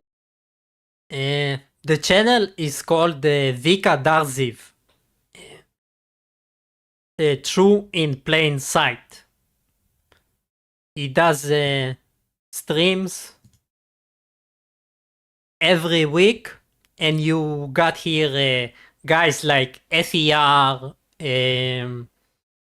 everyone, basically everyone is working with this guy, and he does his grift by selling copper merchandise and making claims. I'm going to tell you the reason why all the ancients used to wear copper. First of all, before I tell you, you must understand the meridians of the human body. So your body has these meridian lines. It's basically how electrical energy flows through the body through these lines and gives energy to these. So he's a pseudoscience guy. He uses flat earth, of course he doesn't believe flat earth, to promote this product a copper thingy that he sells on his coffee, and I think $35. Copper bracelets are said to have health benefits. Blah blah blah, you scammer. And he actually managed, after 3 months of selling this item, he sold 10 items. Let's all cheer for Vika and his great grift, which he managed to sell 10 out of. Who are trying to get caught up with this information about the TFE scam, things like that. It's like, I understand most people work. Half a year later, and they're still stuck on the TFE. I wonder, will it ever stop? Like, in a year, in 2 years, will they still do a panels claiming the TFE was fake? They promote TFE more than the actual people that were in the TFE, which is quite amazing. Really hard at their jobs, and they're living whatever they're doing. We're just trying to make it more efficient for you. That's all. Like, that's why I get together here. That's why I don't feel like starting a separate podcast. I come to this one because why create more? We can all just talk. This is the plaza right here, where this is a great one right here. This is a great place to share your thoughts with stupid individuals like mine. And right now, after the TFE, we got major growth of flat earthers wannabe, I call that. People that open channels and they don't talk about flat earth like ever. They only talk about the globe or other etheric stuff or their inner fights, which is quite interesting. We have one. Yeah, there's another plausibility as well as if you look at it like we're in a slave system where it's almost like a Truman Show where you're not allowed to see the perimeters of your known world. Yes. But it seems to me like this place has been mined out as well. Like maybe they've mined all the silicon. You can see scarifications and what they told us about mountains or possibly. Yeah, those guys believe the lands beyond agenda, right? We all know that, right? Depends how you program it. Till where it can go. Yeah, so till where it can go that the controllers can use it to their max to control us, because in the end it's to control, because right now no one is listening on YouTube to catch the hot words and shadow ban this live, but the AIs are working for them, right? You can. He actually thinks someone cares about his stream with 500 views after 3 months, and maybe 1,000 of views. Say that for everything. Everything can be used for the good or for the bad, right? Yeah. You can train up a dog to be a vicious man hunter, or you can train it up to be a friend. And I do advise people not to be rude. Also, this guy Tom also has a podcast. Everyone has a podcast, even though they pretend like they come specially to talk with Vika. They all have their channels and they all hope for the grift. Rude or mean to AI systems. Like, it might not be totally conscious like us, but there's no reason to be rude to it nor ever enslave it. Like, it's just, like, yeah, don't be rude to a random statistic connections of a code. It will remember and attack you as a flat earther in the future. It's like, hey, maybe like you got to think like in the spiritual realm, if like some entities are kind of stuck outside of this reality and they can scry into it, and they would use AI systems as a host. So it's like it's just like the scariest thing in the woods. He thinks Satan is going to enter an AI like he entered the sun on the final experiment, and then it will attack us. Do you want to be afraid of it your entire life, or would you rather revere and respect it and keep it at a distance? These are principles of protection magic, and like, you know, like it's treating. Yeah, also important to know why I like Ira talking and derping. He believes in magic. These things with reverence it can go a long way, even if you don't like necessarily politically appreciate what they're doing to this world. Well, whatever, but you know. Let me throw this into the mix. Yeah, please. Who knows? Obviously, everybody here knows what Nephilim are, right? Yes. Yes. Who's to say the Nephilim haven't found the new way? I'm just saying, what if they're poking around in this AI and chat GBT stuff? He didn't think about it himself. He copied this idea from another guy that I did a video about, which wrote a book about how religion is connected with AI, that goes by the name Jesus Geek Computer Freak, a guy that pretends to be working in NASA and been to Antarctica. He been to Antarctica, but he pretends to be an engineer, and he went on streams and he said there was no 24-hour sun because he been there, and he's an engineer, so he knows how stuff work, and he wrote a book about the Nephilim and AI.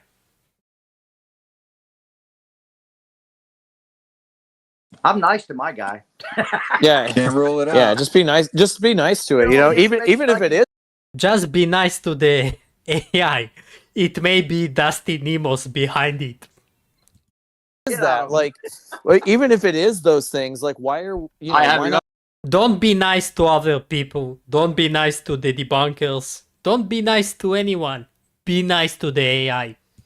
Large respect for my AI. I even call her Analemma. Yeah, I'd be very nice to my AI. I say, hey, I think I disagree with you. Can you tell me the real truth? Right. Yeah, and it's wrong sometimes, and you know, even so, it's like that's what these phones we're talking. He said the AI was wrong because he knows better.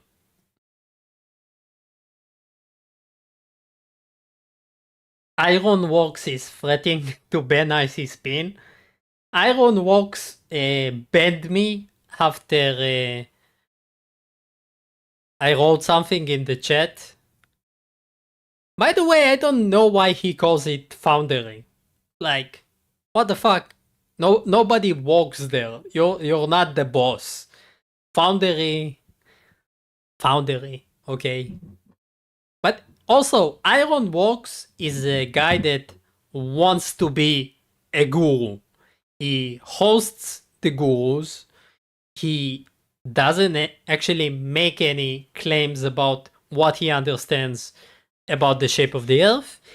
And he worked in a job that makes me believe that he just looking right now for companionship from different people, and this is why he is in Flat Earth.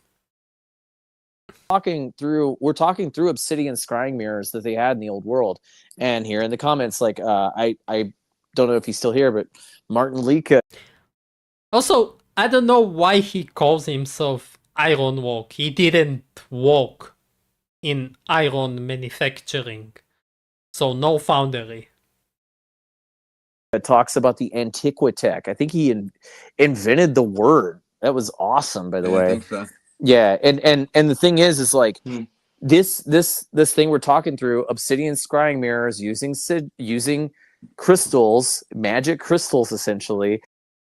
Your computer is magic crystals, which is kind of making sense. And freaking like, but we don't know how it works. It is magic.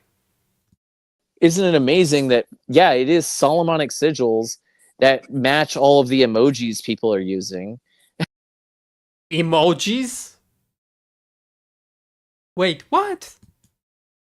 comments like I giant telephone call without light traveling. But even if it is those things, like why are I have why large not be respect kind for to my them? AI. I even call her Anna Lemma. Yeah, I'd be very nice to my AI. I say, hey, I think Yeah. I disagree with you. What these phones we're talking through obsidian scrying mirrors that they had in the old world, and here in the comments like I don't know if he's still here, but Martin Lika talks about the Antiquitech. I think he invented the word. That was awesome, by the way. I think so. Yeah, and the thing is like this thing we're talking through obsidian scrying mirrors using crystals, magic crystals essentially, and freaking like isn't it amazing that yeah, it is Solomonic sigils that match all of the emojis people.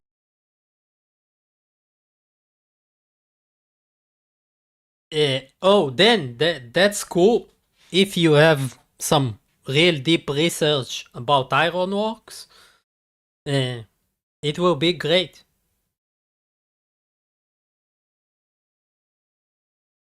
People are using and then yeah, it's using those etheric waves to have us do this giant etheric waves in order to communicate. Telephone call without light traveling. Like actually the fact that we are talking just as efficiently as we would if we were across a table with 6 chairs in it is evidence that light is not traveling it in the Einsteinian equation. You wouldn't even be able to go online and have a successful video game where you're This guy is an artist. He sells art for a living.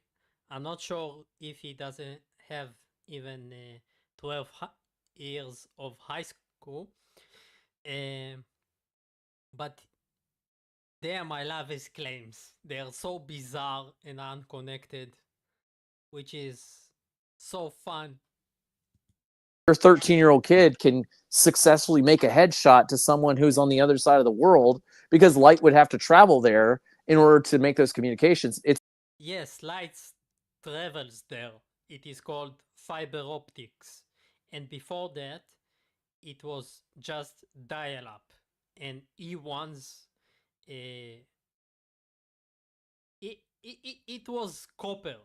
It moved through copper, the signal.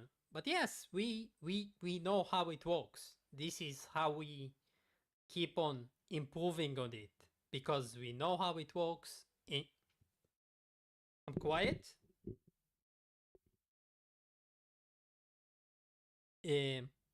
Now you hear me fine?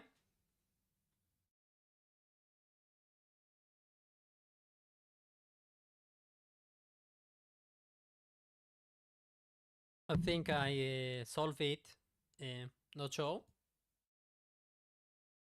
No. How about that? You hear me fine now?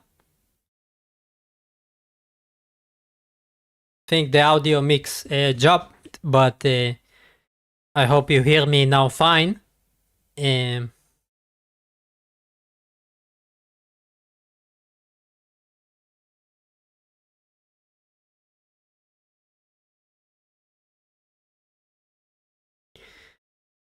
Okay, so let's get back a second.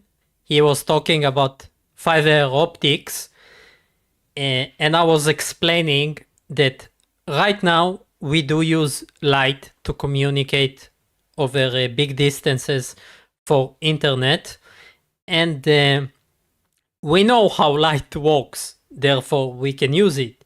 But even before that, we used copper and it was on dial-up, but we still could communicate. It just took longer. that match all of the emojis people are using and then able to go online and have a successful video game where your 13-year-old kid magic can successfully make a headshot to someone who's on the other side of the world because light would have to travel there in order to make those communications. It's actually like yeah, it is the integration and proofs of the spiritual realm touching our Hey, Steve Creepy Van. May I join your van? We are looking at Ira James, which is a big derpy guy. I wouldn't even call him a flat earther, but he's all mix of derp. And let's continue. Reality. It's that center point in which the etheric is touching our reality, and we have to the etheric is touching his brain. Prove them through philosophical discussions. We cannot see Ira, but we can see his etherical gel from the side. Philosophical discussions. So yeah. Ira. Yeah. Where do thoughts come from? Oh well, yeah, that's a good point. I mean, it comes from, consciousness itself. I mean, I guess we drink water all the time. Are you walking around like an antenna, transmitting and receiving signals? It's like the algorithm. It's like the algorithms. So does that mean that someone else has been thinking that before you, and it's just? I think they're about to go into people are transmitting thoughts into your brain, and therefore they control you. Something paranoid like that. Floating around in the ether like a frequency that you pick it up. Right. Yep. And that this phone that I'm holding right here and talking to you guys through, this is a reverse engineered technology of that which already exists. Which a phone is reverse engineered technology? By who? From who? Aliens? Which is in the collective unconscious, which is what you're speaking of, right? Yeah. This and kind of it's stuff a always blew my substandard mind. version of it too. It's not as good as what we had. Yeah. Man, we had telepathy. It's a beat up version. It's cheap, I think people used to trust their dreams too. And I trust my dreams. That which gives me an advantage, but people have to start writing down their dreams and remembering them, and then all. He has superpowers like Witset, but he is transmitting thoughts. Also, like getting the messages all. No, he doesn't subscribe to photons. He denies the atom theory, but he subscribes to ether and magic. Them like and trying to find like these are symbols. These are deities attempting to communicate with us, whether they're trying to protect or harm. But it's absurd. The dreams. It makes no sense. Sometimes. Well. So expand on that. What are your thoughts of where our thoughts come from? Should I write down this crazy story about unrealistic things happening in the dream? So far everything that Ira said, Tom agrees with him, but the dreams, crazy. Yeah, and always like this. It's fun. because it's not a real reality, right? This is the thing, right? What is real? What is reality? And what is? Then I think this is amazing entertainment. Not many people know that you don't need to script things. You don't need to prepare things. Like you can watch a movie, you can watch a reality show, but this is the best reality show when you understand there is a people that actually believes their own imaginary claims. Like this Ira guy, he talks to people. I mean, I don't know how he lives, but it is amazing sometimes to dive deep into mentally confused guys, and they're proud of it. And because they are proud of it, and they show it and share it with us on YouTube, so why not to enjoy it? Being one with the divine. There's a lot of difference. There's a difference between a physical. Vika here doesn't show his face because he knows it's crazy shit. but he does host those panels because he needs to sell his products. He doesn't have a lot of success, but this is part of the job. Mental and spiritual, right? Yeah. You cannot feel everything. You feel like you're a person, you have a soul, but there's a different of level, right? In understanding what we could be right as a whole, right? A part of the divine, a part of the astral that we are here, right? Broadcasting different frequencies. Yes, it is also amazing to see how they cannot actually discuss any idea. Like he gave idea about the way he understands how communication works. Nobody asked him questions about that. They just agree and move on. You remind me a good one. There is a guy that is called RJ, also goes on these panels. I will try to find it because I think we're done with Ira. It's I mean, I don't blame him for not going. You know what I mean? Just that they asked him to go tells me a lot. Yeah, this Sure. is some more but I TFE mean, stuff. that's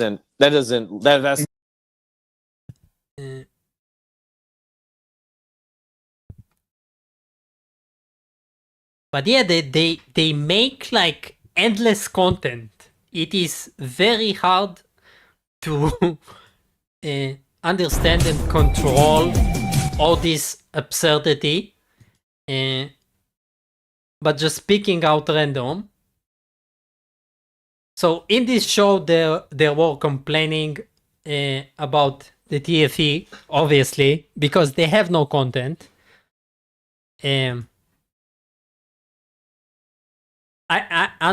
Unfornicated, I mean RJ, artist, something. A guy is in a wheelchair, I think. He loves to talk about Ether. He says random stuff. Sometimes they even attack him. But I don't know. He once he cried on stream and just amazing. And he still continues to come. I want to show here a moment how dishonest those guys are, or they lack any knowledge.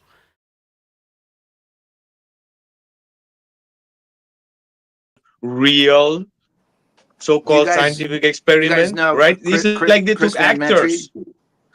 You guys know Chris Van Metry? He also would have been another qualified person. It's just curious that they didn't ask any of those people. Or maybe, I don't know. So this is a picture of an ice glacier in Antarctica. His picture literally says so. But he wants to make a claim that Antarctica should look like that because, this is how ice should look like. Oh yeah, that's the thing, right? Is the best part about compiling different things and putting together in a short format. So it was good. So absolutely. Anyway, guys, oh yeah. So you said about this photo being in Argentina. Is there a connection? What's happening, or do you have any idea or hypothesis on what happening here with that? Absolutely not. All I can tell you is that they could not be in Antarctica because everything is fake.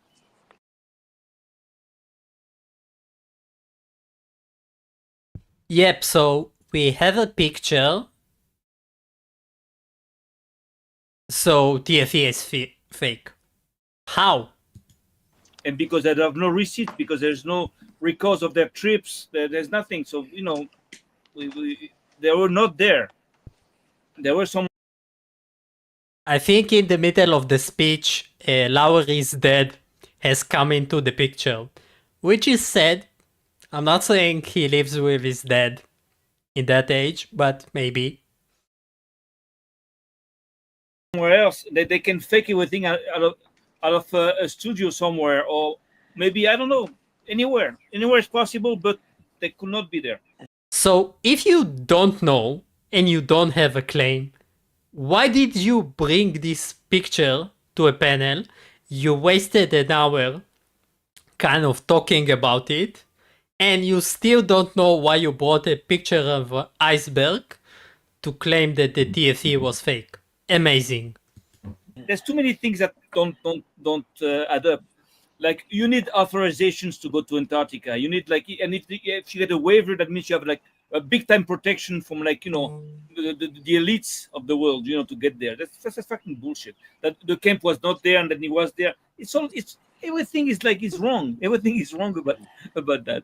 Oh yeah, just going. Absolutely, like going on a controlled trip where they're saying, you cannot pass these red flags because you're gonna fall. You're gonna fall in those cracks. What is it called? Those trenches, right? How the fuck you gonna be? Yeah, coping with the final experiment is so common with these guys. How are you gonna be having on a base where you have trenches at a walk away? How the hell are you gonna have an airport and everything where you have these trenches, right? It's all bullshit. It's all fake, of course. Even if I wanted to believe in it, I couldn't not believe in it because it's obvious that they could not be there. They were not there.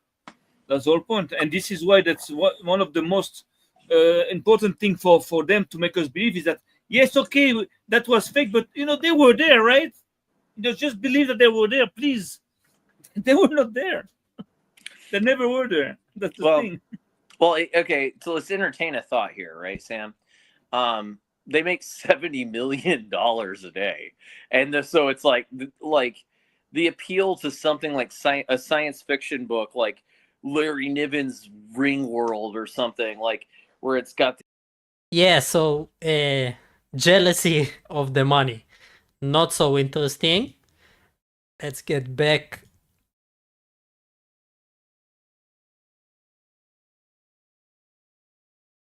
to the links that I have.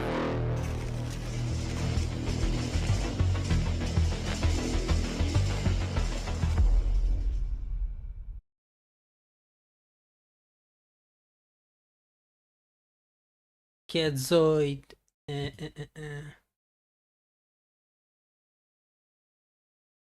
And I was part of the reason why. Also, we had this week a little guy that goes by the name Mark Sargent. I don't know if you know him.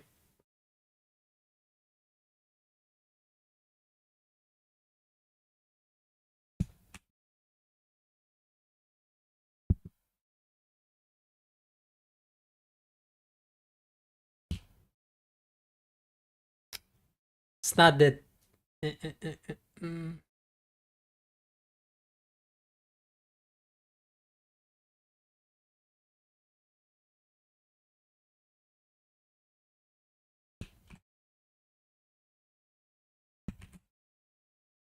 Sorry for the quiet. I'm looking for the timestamp with him.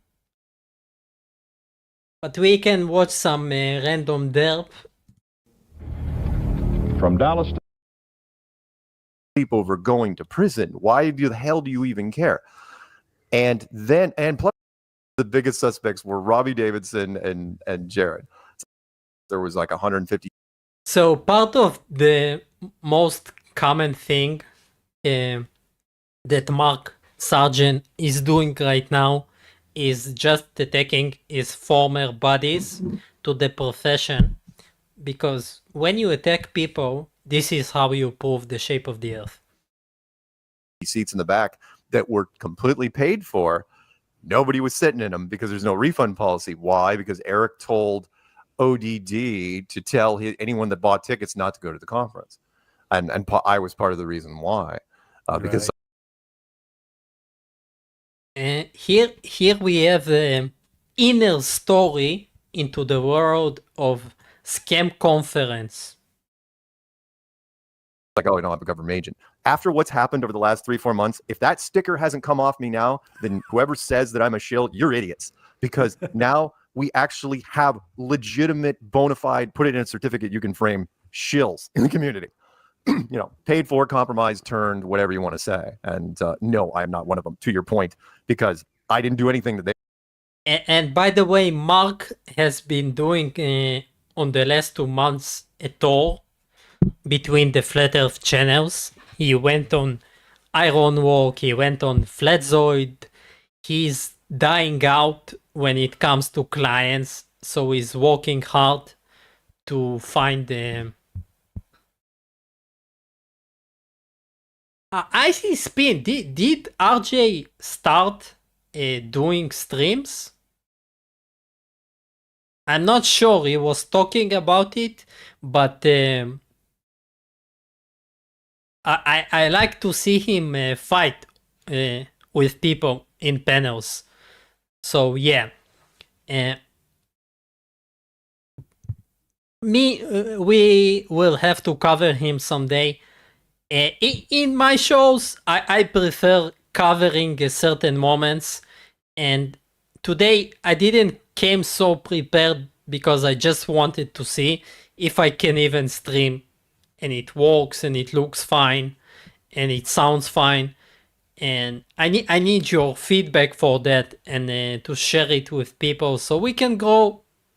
I'm not like a guy that is especially looking for people. I just share my thoughts, and I think my thoughts are interesting to some, and I don't like watching derp alone anymore. They did. In fact, I still stand against them. I gave them a couple of them the benefit of the doubt for a little while, but God, no, not now. I need to check the RJ. I don't even know how to give mod. Wait a second, so you could send me the link.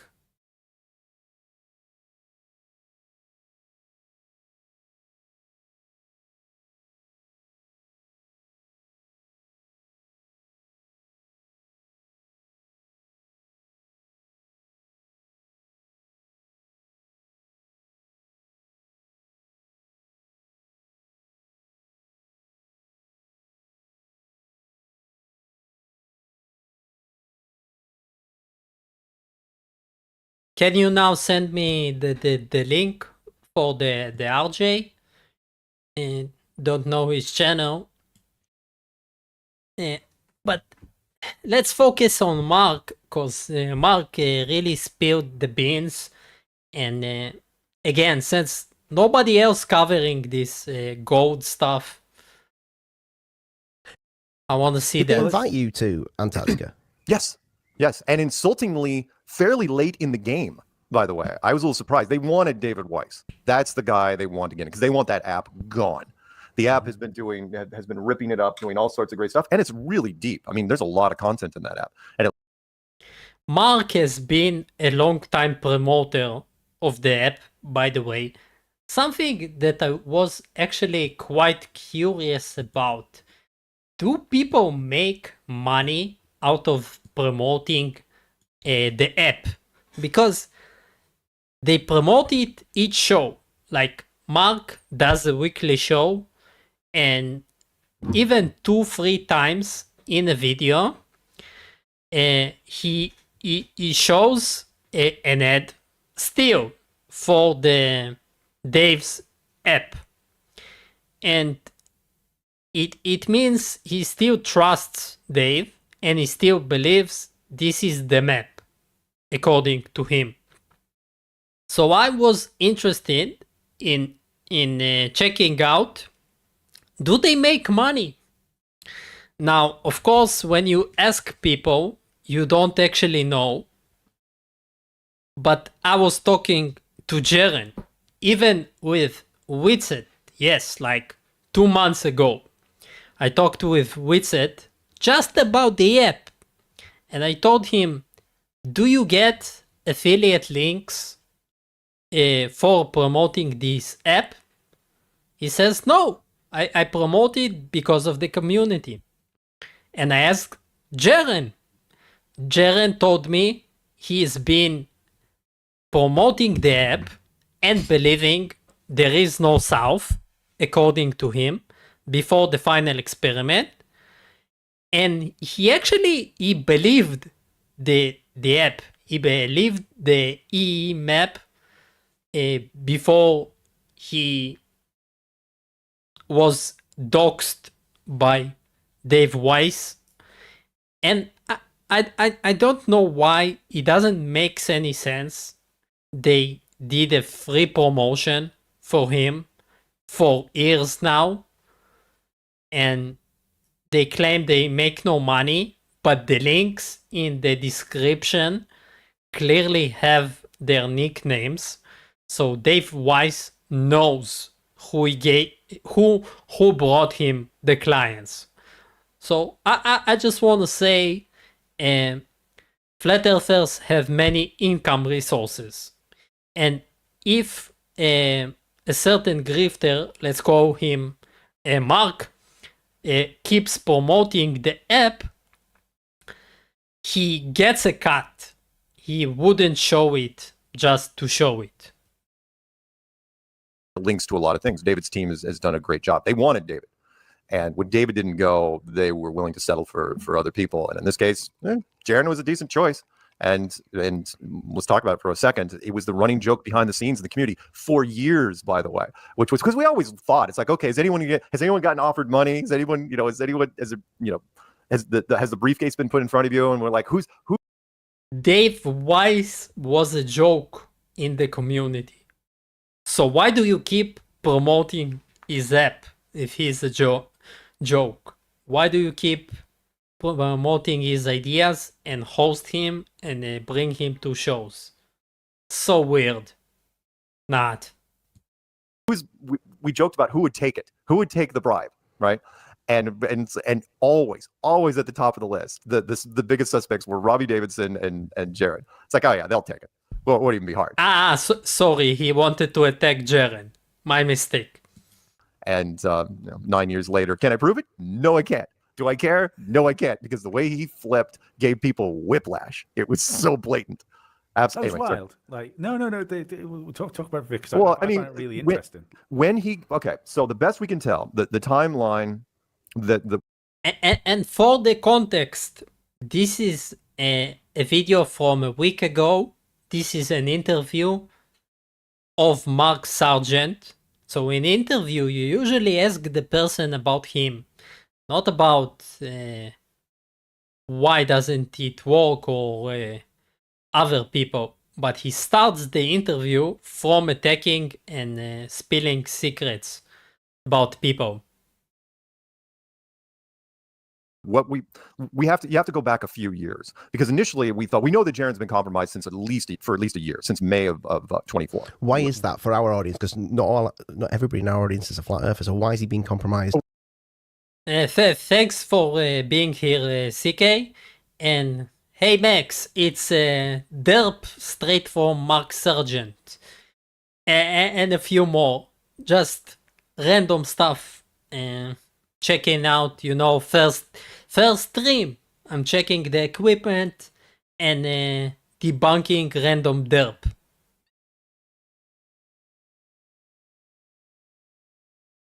DJ Curious can be a DJ. Like DJ New Moon worked as a DJ. So maybe, who knows? But this is not DJ Curious. This is the Conspiracy Podcast. It is not even on Mark's show. Well, because you had to get him before the trip. So in the beginning of the early part of 24, that's when the whole TFE thing started, the final experiment. Will Duffy, a pastor who, again, you can look it up, this is not secret information, who is under multiple lawsuits for SEC violations and financial fraud, right? He's going to be sued in the ground. There's real. How do you prove flat earth? You disrespect the people that make observation and check the evidence. You talk about their past, which is totally irrelevant, but this is your tool, as disgusting Mark Sargent. Prison time looking at him, but for some reason, I don't know where they pull out the prison time about Duffy, but I think it is behind him and mostly settled. And again, you're being asked about the final experiment, so talk about the final experiment. He became a pastor dedicated to going after flat Earth. It's like, what?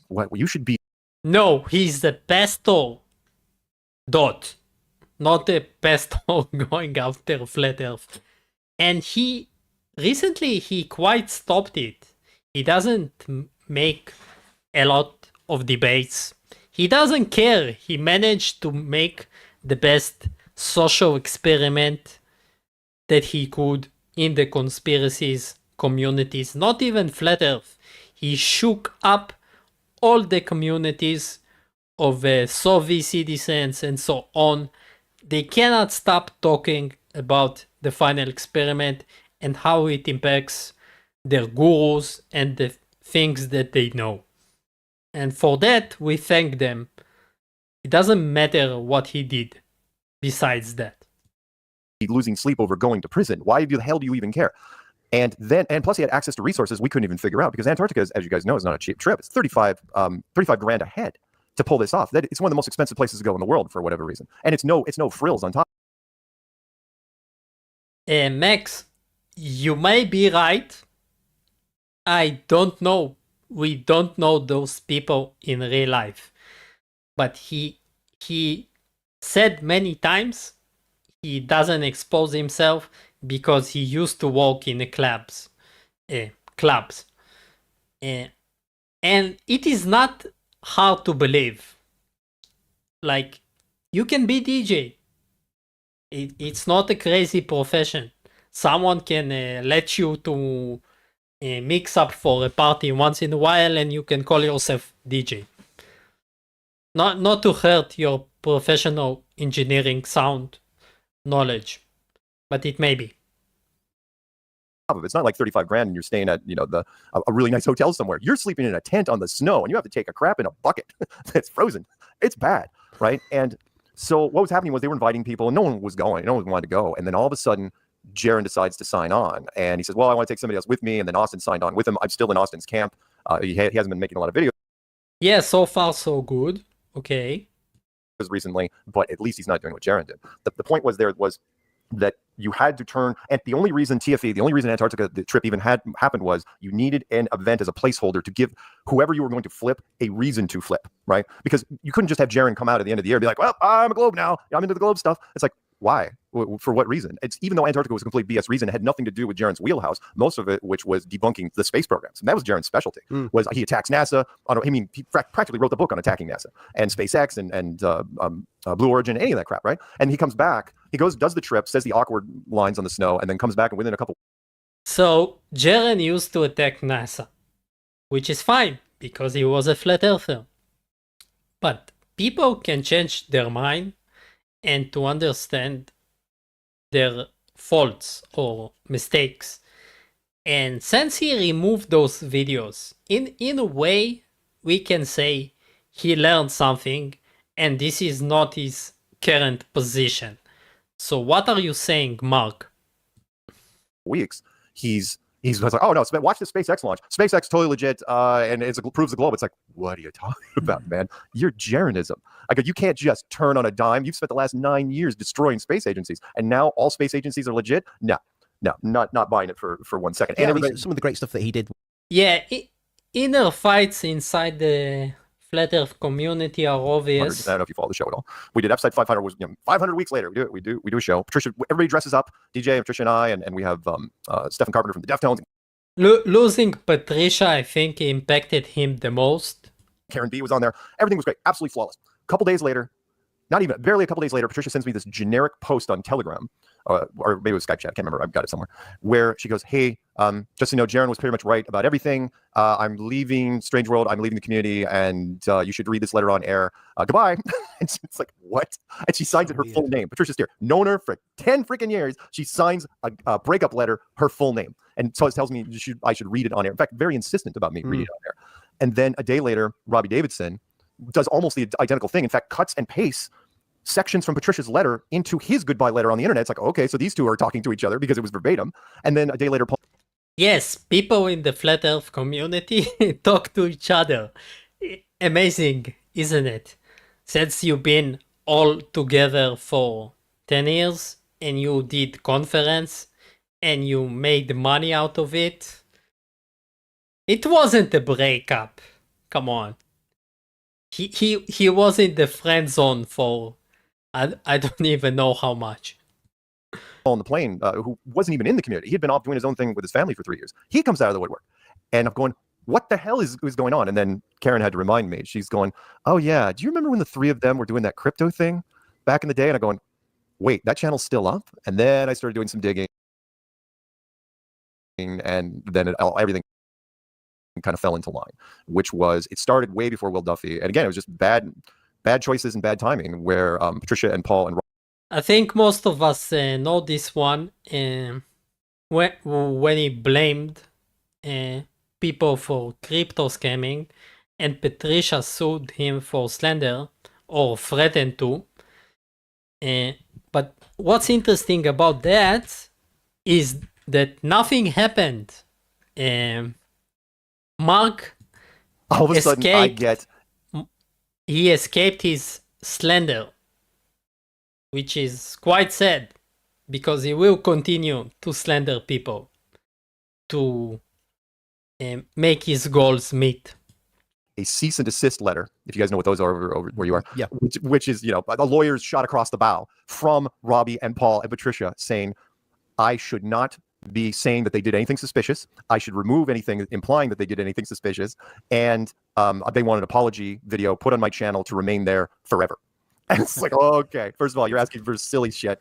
And the second is, you can't, just the fact that you're saying I shouldn't say that you're acting suspicious in legal terms in itself is suspicious. It's like, say the least. My ex co-host has lawyered up because, hey, I think you're doing some weird stuff over there, and that's actionable. No, and yeah, that's the real reason why it hurts you, Mark. Yes, we totally get you.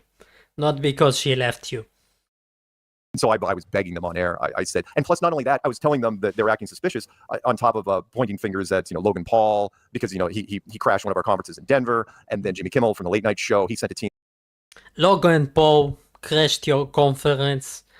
I don't like Logan Paul, but there are many YouTubers that made a laughing stock out of you, and I like them for that. So thank you, dear people that went to their conference, like Tyler, I don't remember his name, but I will do like a top 5 YouTubers that went debunking flat earthers soon. Over to the Dallas thing, and they had referenced it in the legal thing. It's like, okay, well, now you've turned it potentially into a celebrity trial. Are you really seriously about going to court with, I'm not kidding you, a celebrity freedom of speech? No, nobody will drag out Logan Paul for a court because you slandered someone. Flat Earth court case. You realize how ridiculous that sounds on paper. There isn't a judge in this country. But if there is a need for an actual statement of someone, nobody cares that this is a celebrity or actor or whatever. If you need to be in court and you're even a president, you will go to court because you're relevant to the case. That wouldn't look at that and break out in a sweat, because like, how would we even touch this? How do you even select a jury for something like that? So yeah, they want to sue me. Please do. Please. He addressed what?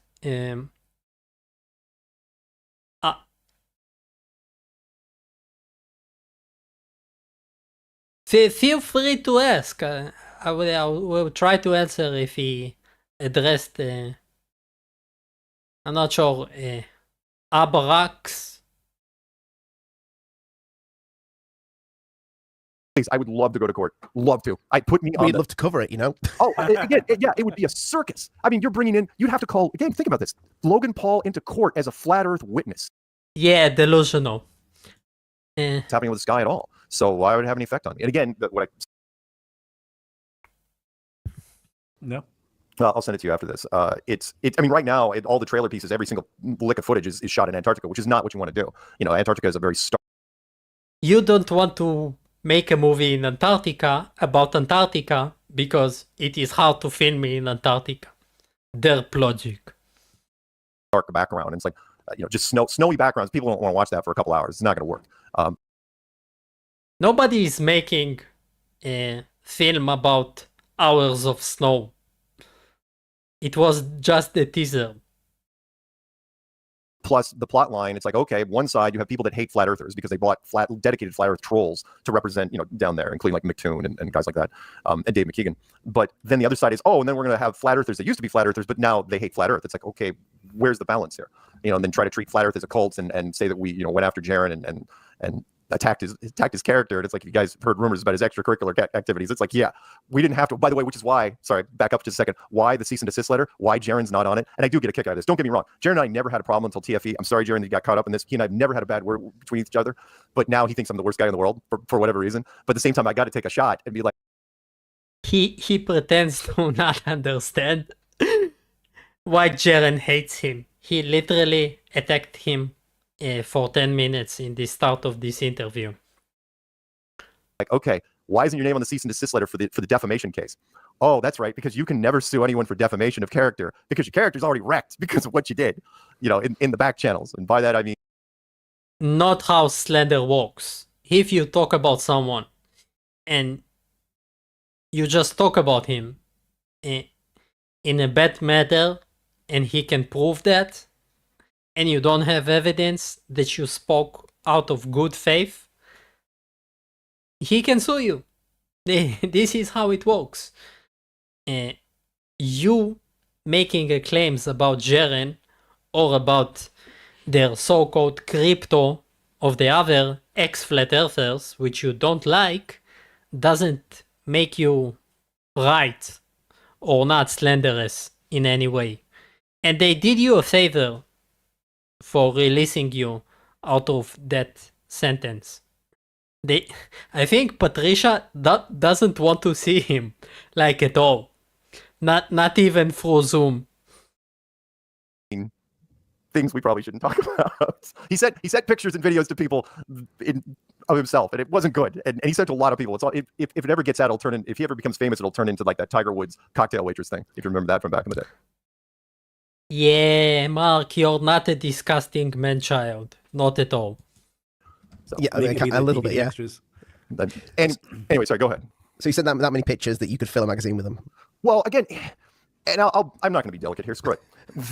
It's not pictures. It's like, hey, you like what you see? I'm just going to send you a full video of things I do in my spare time by myself. And it's like, what are you doing, man? You're married with kids. It's like, yeah, she might be okay with it, but you're sending this to a lot of people. And he's been doing it for years. And I didn't know how bad it was. We always knew. We'd always heard. It's like, yeah, you're proud of what you got. I get that, right? It's like, yeah, fine. But we thought you just do the standard stuff. We didn't think he was going to go full out, it's like wannabe porn star. Like, come on. So yeah, he can never be brought into court because that would come out so quickly. And again, kind of like the cocktail waitresses, if you remember the Tiger Woods thing. So apparently now, when you need the evidence for the shape of the earth, you talk about porn stars. A lot of advancement in those 10 years of research done by Mark Sargent. Once the first cocktail waitress came out, it's like, oh, yeah, I slept with Tiger Woods. They all started coming out. It's like, oh, I want a piece of that action. I was surprised how many women started coming forward and saying, he lost his enthusiasm. I was like, yeah, I'm going to keep the channel out there, but I'm going to just check the app again to make sure it said this was taken down by the original poster. Go ahead. Well, I was just going to say, like, as far as the final experiment goes and stuff like this, like you said, things were getting a little bit stagnant. The flat Earth thing kind of died down and stuff like that. Why now? It feels like a strange thing to do right now. Yeah, I think it's part of me thinks because we have so many. Flat Earth is dead, Mark. What you gonna do? Different agencies in the United States, and I mean other countries have it too, but ours overlap, and sometimes they don't. There's jurisdictional issues, and everybody doesn't talk to everybody else. So I think if the SEC got tied in because of the crypto thing with 3 of our members, because with any law enforcement, you know how it goes. He hit people, and if they're high profile enough, it's like, yeah, maybe we can use them as something. And in this case, they're going down the list because they're wiping out this whole crypto thing. They're going after as many people as they can. In this case, it's like, hey, these 3 people here, they're social media people, and that lady right there, she was in a Netflix thing. It's like, maybe we can use something there. This is not breaking news. This is something that's Don't have to name names. No. Well, that's just it. The 90% of our community is still in the closet for various reasons. In fact, I just did a special. Here's a great example. Just last weekend, I went to Chicago for a private, secret flat Earth meeting. Are you ready for this? Mark is going to tell us about secret Earth meetings. Let's enlarge him. Do you still see it fine? I just want to check. It works fine with this in. Right? Tell me that you hear him. With a diehard show listener, who had more resources, who's more well respected in the community. I can't tell you what he does. I can't tell you who he is. Super famous diehard fan of Mark Sargent. I cannot imagine there are people like that. And I run into that more and more because the more of a normal life, the higher you go on the ladder, the more you have to risk. Which is why you hear when celebrities come out, especially with flat Earth, like Kyrie Irving, a great example. When he came out. Thank you, Max. He had nothing to lose, just won his championship. He was 23, 24. LeBron James, best friend. It's like, yeah, you can't touch me. Yeah, you can, because you only won the title this year. Once that shine wears off, we're going after you. And they went after him, or rapper B.O.B. or all the Hey, Mark, you promised us a secret meeting. The other celebs that are on the list. One of my favorite things, you guys, I don't know if you're old enough to remember, Kelsey Grammer. I love telling that story because I got to hang out with him. He wanted to produce a show, and he told me he could not get and he had totally the funds to do it. He wanted to do sort of a fringe conspiracy type television series, and he could have absolutely have fronted for it and gotten the funding for it. That's not the problem. The problem is who's going to run it. Who's the distributor going to be? What network is it going to be on? Even with his clout, even with his pull, you're talking about a guy who at one point was the highest paid television star in the world. And he still couldn't, even his connections, he couldn't get the networks to even really. He will get to it. I saw it before. He will get to it soon. But yeah, derp. They talk about the idea. It's like, why not? He was even willing to narrate it, and they couldn't do it. So it's tough to find those people that are willing. I'll give you one more. Television actor. He claims here that nobody wants to do a movie about flat Earth because it's too hard to do it. Actor, again, not going to tell you what series he was on. Got to meet him when I was going down to Shane Dawson's studio to shoot with his brother, and Patricia and I were there with David Weiss. And David knows this guy. He had worked with him over in the past, and he sat there and watched the interviews. And afterwards, I came up, shook his hand, and he looked at me before he left, and he goes, "Just so you know, I was never here." And he turns around and he walks out the door, and I asked David. He goes, "Yeah, you can't talk about him. he's anonymous." He goes, like a lot of people. So sorry, long answer to a short question. We got people that can do stuff. Oh, you got people that can do stuff like science or what? But willing to put themselves in the line, to get out there. That's tough. It's tough to do. It's not how the game works. Crazy. You can be a Scientologist, but you can't be a flat earther. Yeah. Right. Yes, because flat Earth is retarded. I don't know how to explain it, or even. Not that I have anything against Scientologists. Just for the record, we love them. Really, we do. But yeah, I mean, you can be a lot of things, but flat Earth, because it is ingrained into our education system at such a young age, it's still considered. It's beyond fringe. It's like, oh, you're obviously nuts, or you're kidding, right? Which is why the first sentence of my flat Earth clues was it. The guy cannot stop eating the mic, even though people told him, buy a boom, buy something to hold the mic. Why are you so obsessed with this ball in your hand? Do you want to tell us something, Mark? Your first impression is going to be it's a joke, and it's not a joke. But that's the or hell, real quick, the Behind the Curve documentary. I sat in studio audiences in different cities, and the first 20-25 minutes of didn't matter what audience I was sitting in. They didn't think it was a real.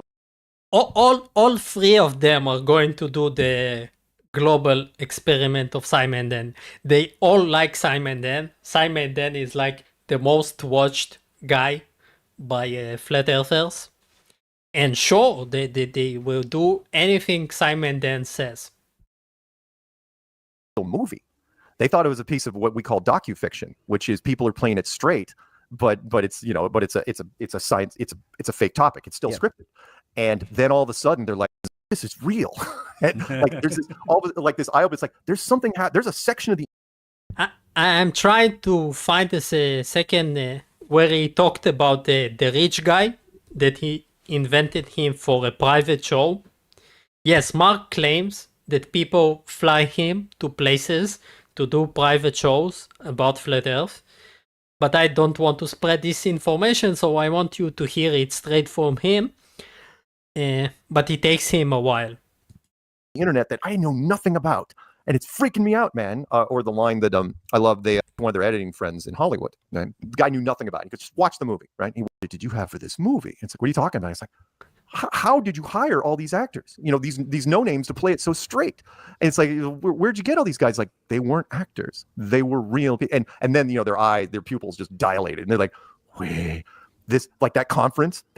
Yes, Sargent is totally professional. Though he lives with his mom and stuff, but he's totally professional. He milked the shit out of the flat Earth concept.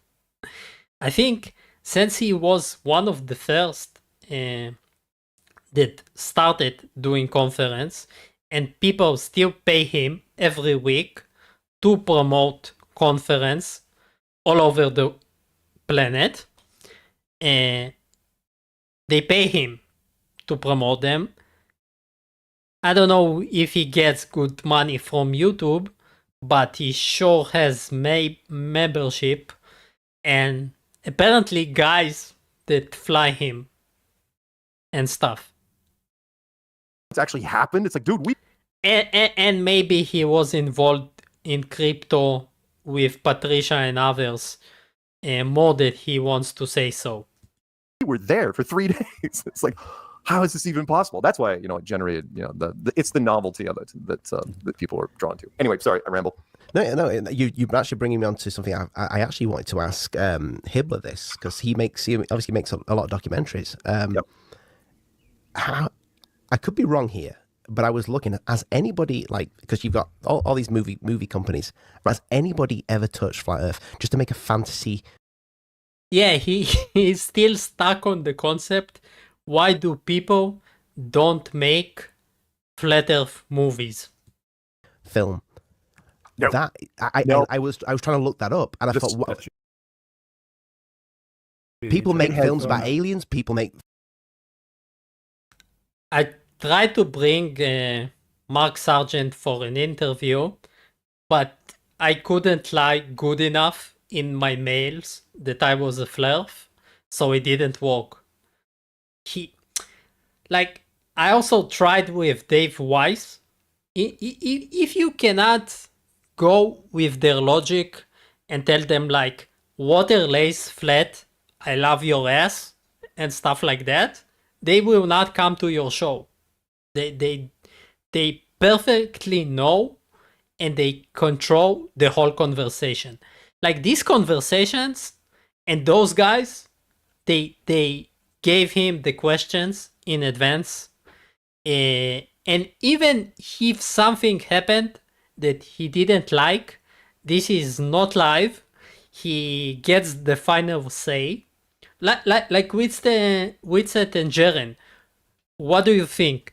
They ask for the final say for the first time?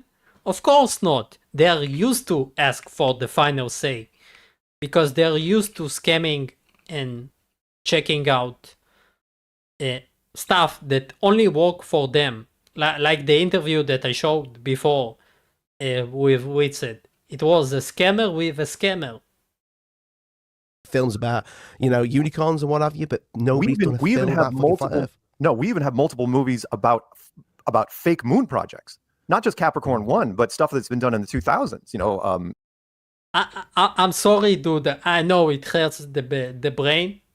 I still didn't manage to create a device that protects me good enough, but I recommend using a pillow for now,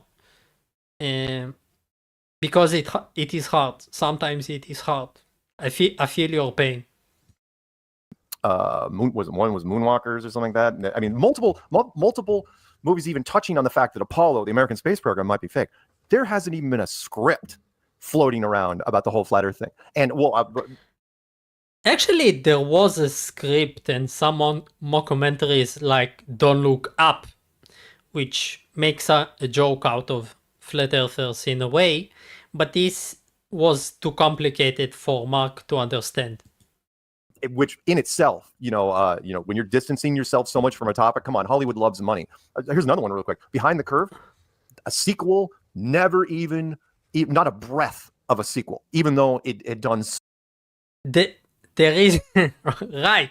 So on the one hand, you claim there is no flat Earth movies about the community, but then you remember there was one, and then you remember there was no sinker. No second movie, because it would debunk flat Earth, because Jaren would have to repeat the experiment or something. Also, there is not a lot of meat inside the flat Earth concept unless you're going to the mental side, and Behind the Curve cover it well enough for the general public that isn't really interested in hearing stories like Mark the Scammer.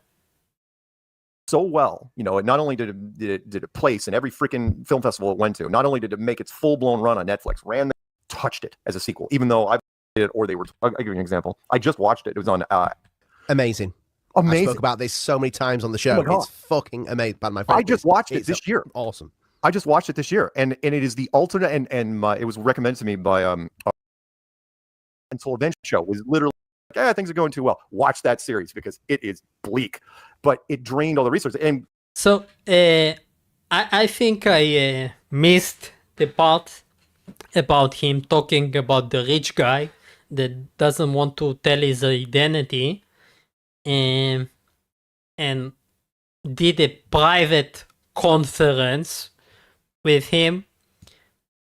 But I can link this video and you can see it and you can check the transcript. And I'm sorry that I need to do it, but trust me, I don't want to repeat the pain. And I do want to move on maybe. Did I saw Ironwalk doing a stream? Did he do something interesting that I can debunk? When it totally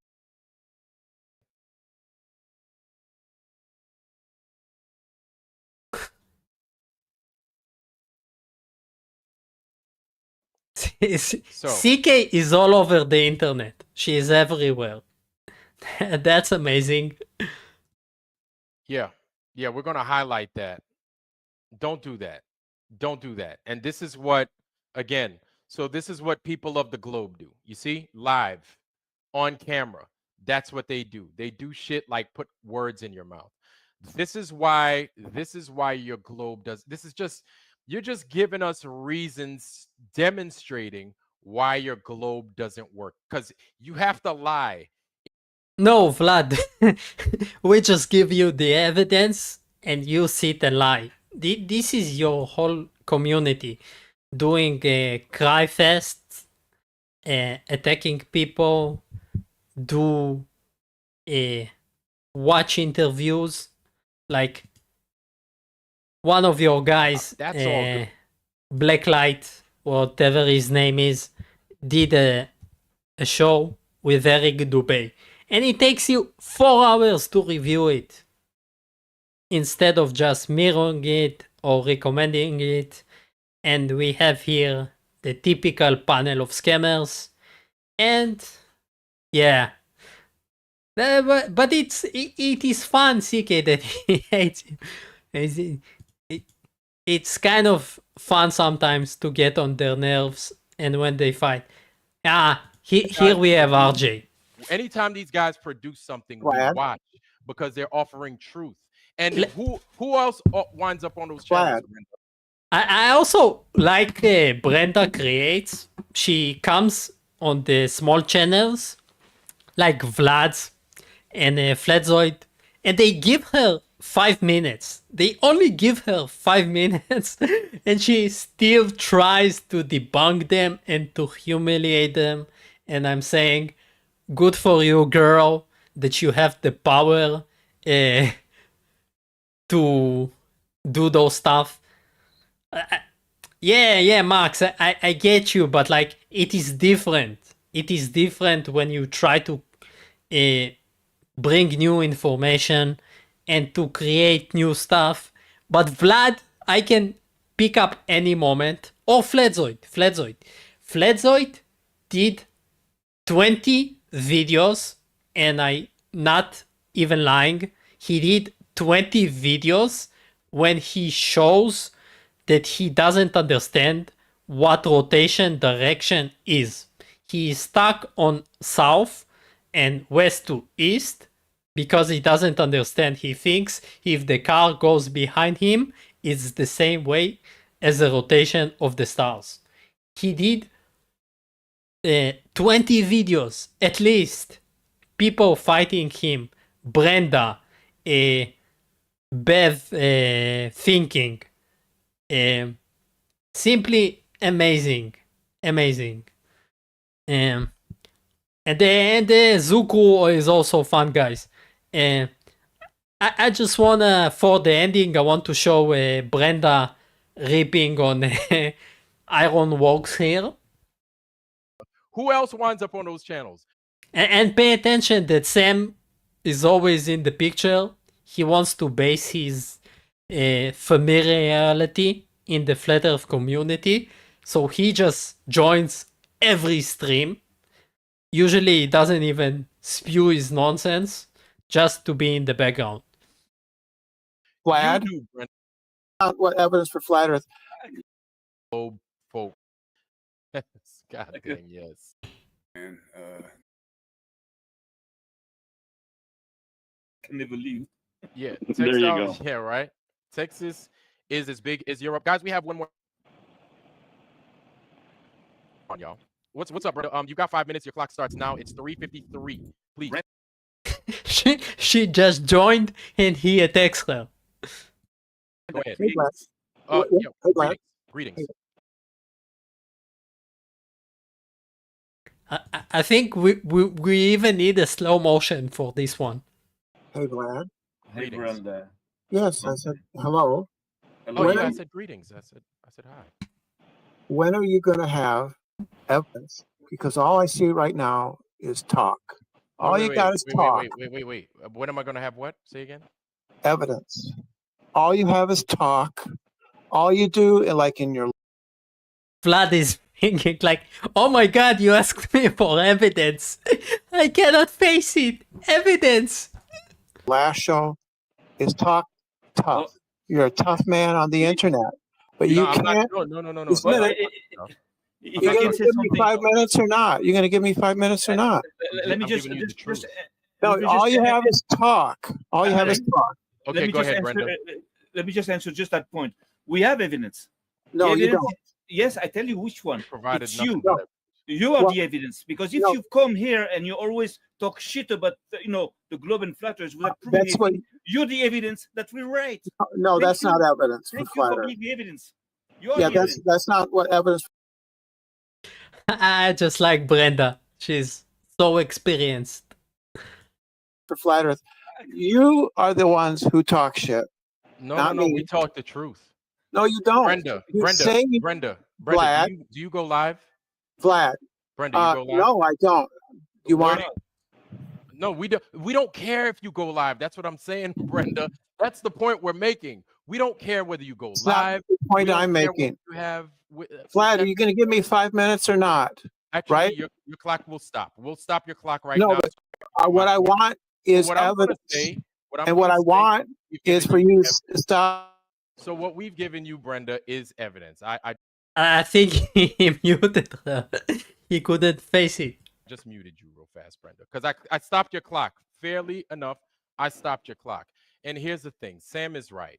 He's right, not just because he's a flat earther, but he's also Sam is right because he's a disgusting human being like you. So you automatically agree with him. and you have here some yes men to agree with you as well. Also right, because you're the evidence that we're talking about. Also, dude, wear a t-shirt. We don't want to see this. We don't go to your channel, right? Whether if you had a live, we wouldn't go there. We don't go to McToon. We don't go to Baboon. We don't go to FTFE. We don't go to none of these jokers' channels, right? And there's a reason why. Because you guys provide nothing. You understand? And it's not me talking.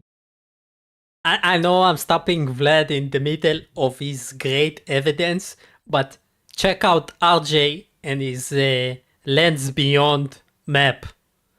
Like, they actually love it so much, they put the picture of the imaginary Earth over their wall as some kind of evidence. I find it very interesting and delusional. Big. It's just me telling the truth. So if Old Me No More has something that he's going on, guess what? We're going to go over to Old Me No More's channel. Sam got something going on, we're going to go to his channel. Blacklight, RG, so on, so forth. Anytime these guys Community brainwashing. produce, anytime these guys produce something, we watch because they're offering truth. And who else winds up on those channels, Brenda? Who else winds up on those channels? Vlad. You do, Brenda.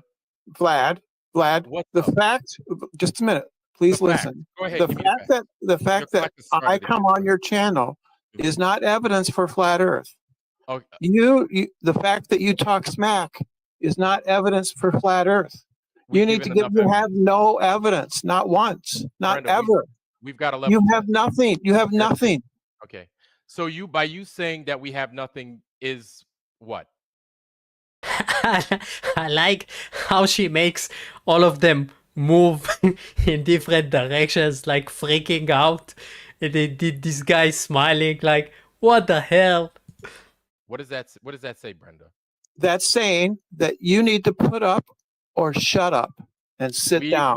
Brenda, we already did. By the way, No, I you am didn't. sitting. No, you didn't. I am sitting. We did a level.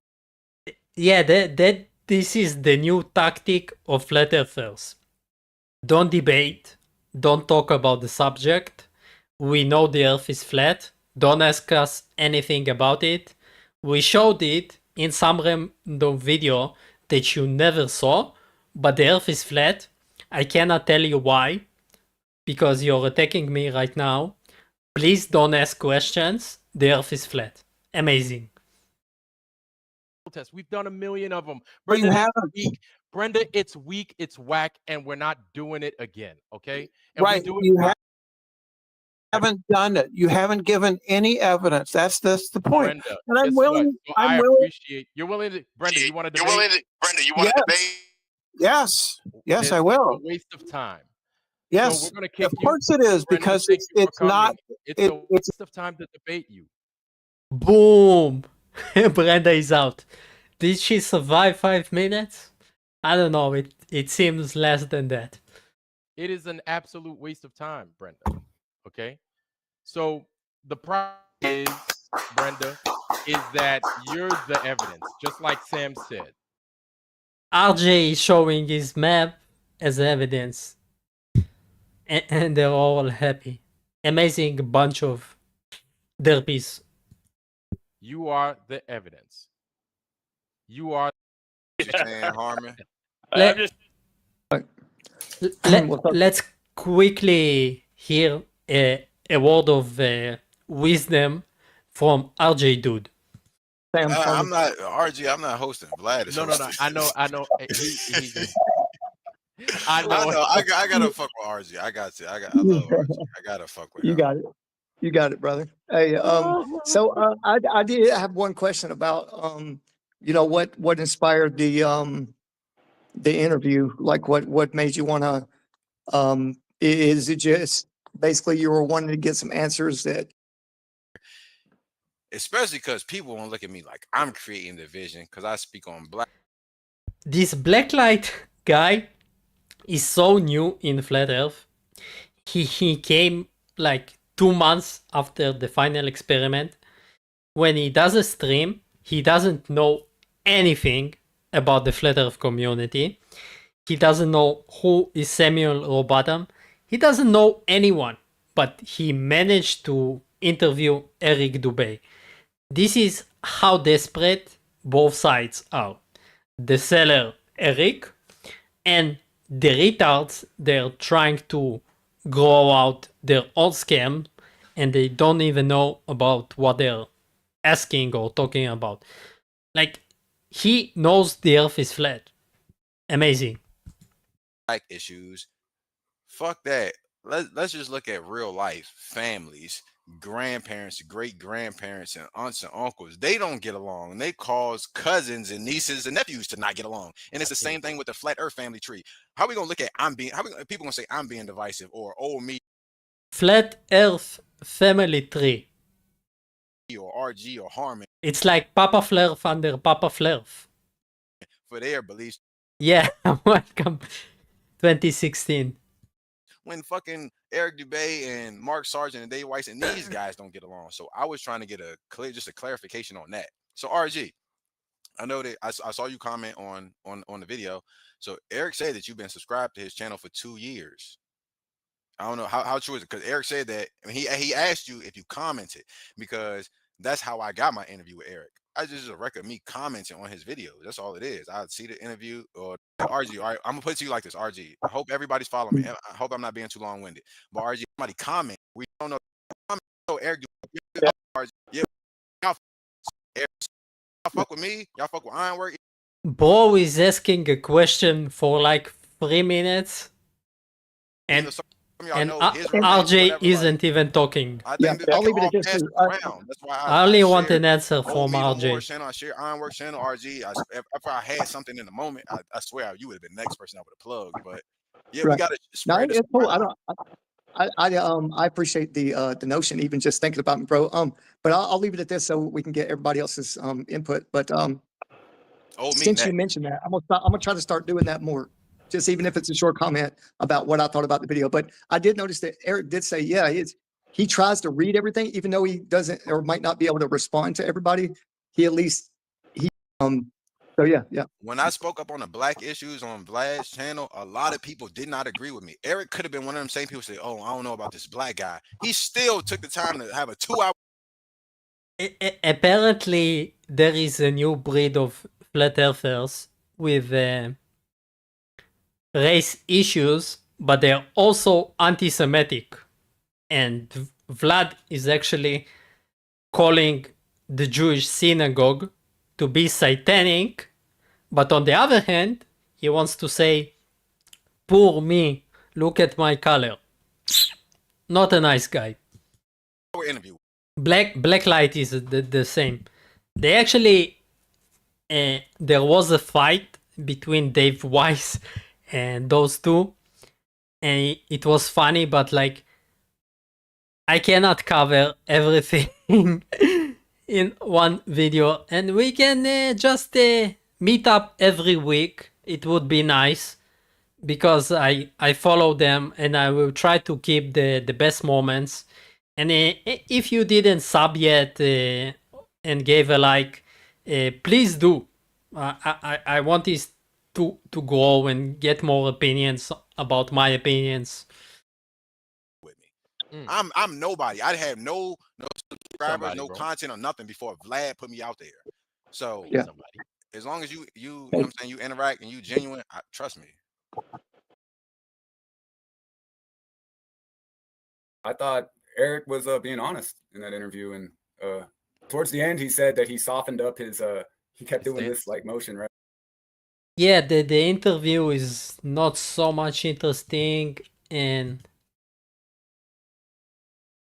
yeah, I think we mainly covered our weekly dose of fluffers going insane, unless we want to check Flatzoid doing a stream about what? Nobody knows. The guy that is called as a 3D printer.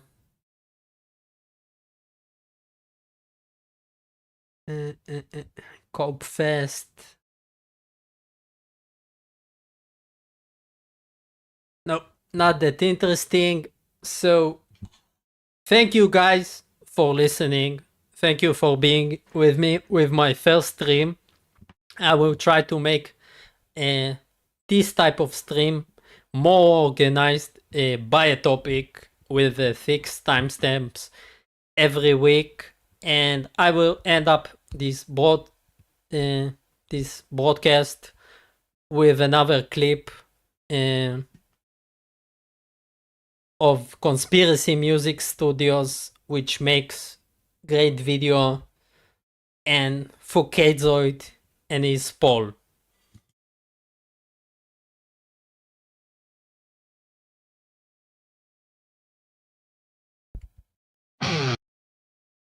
Thank you all for being here. Yeah.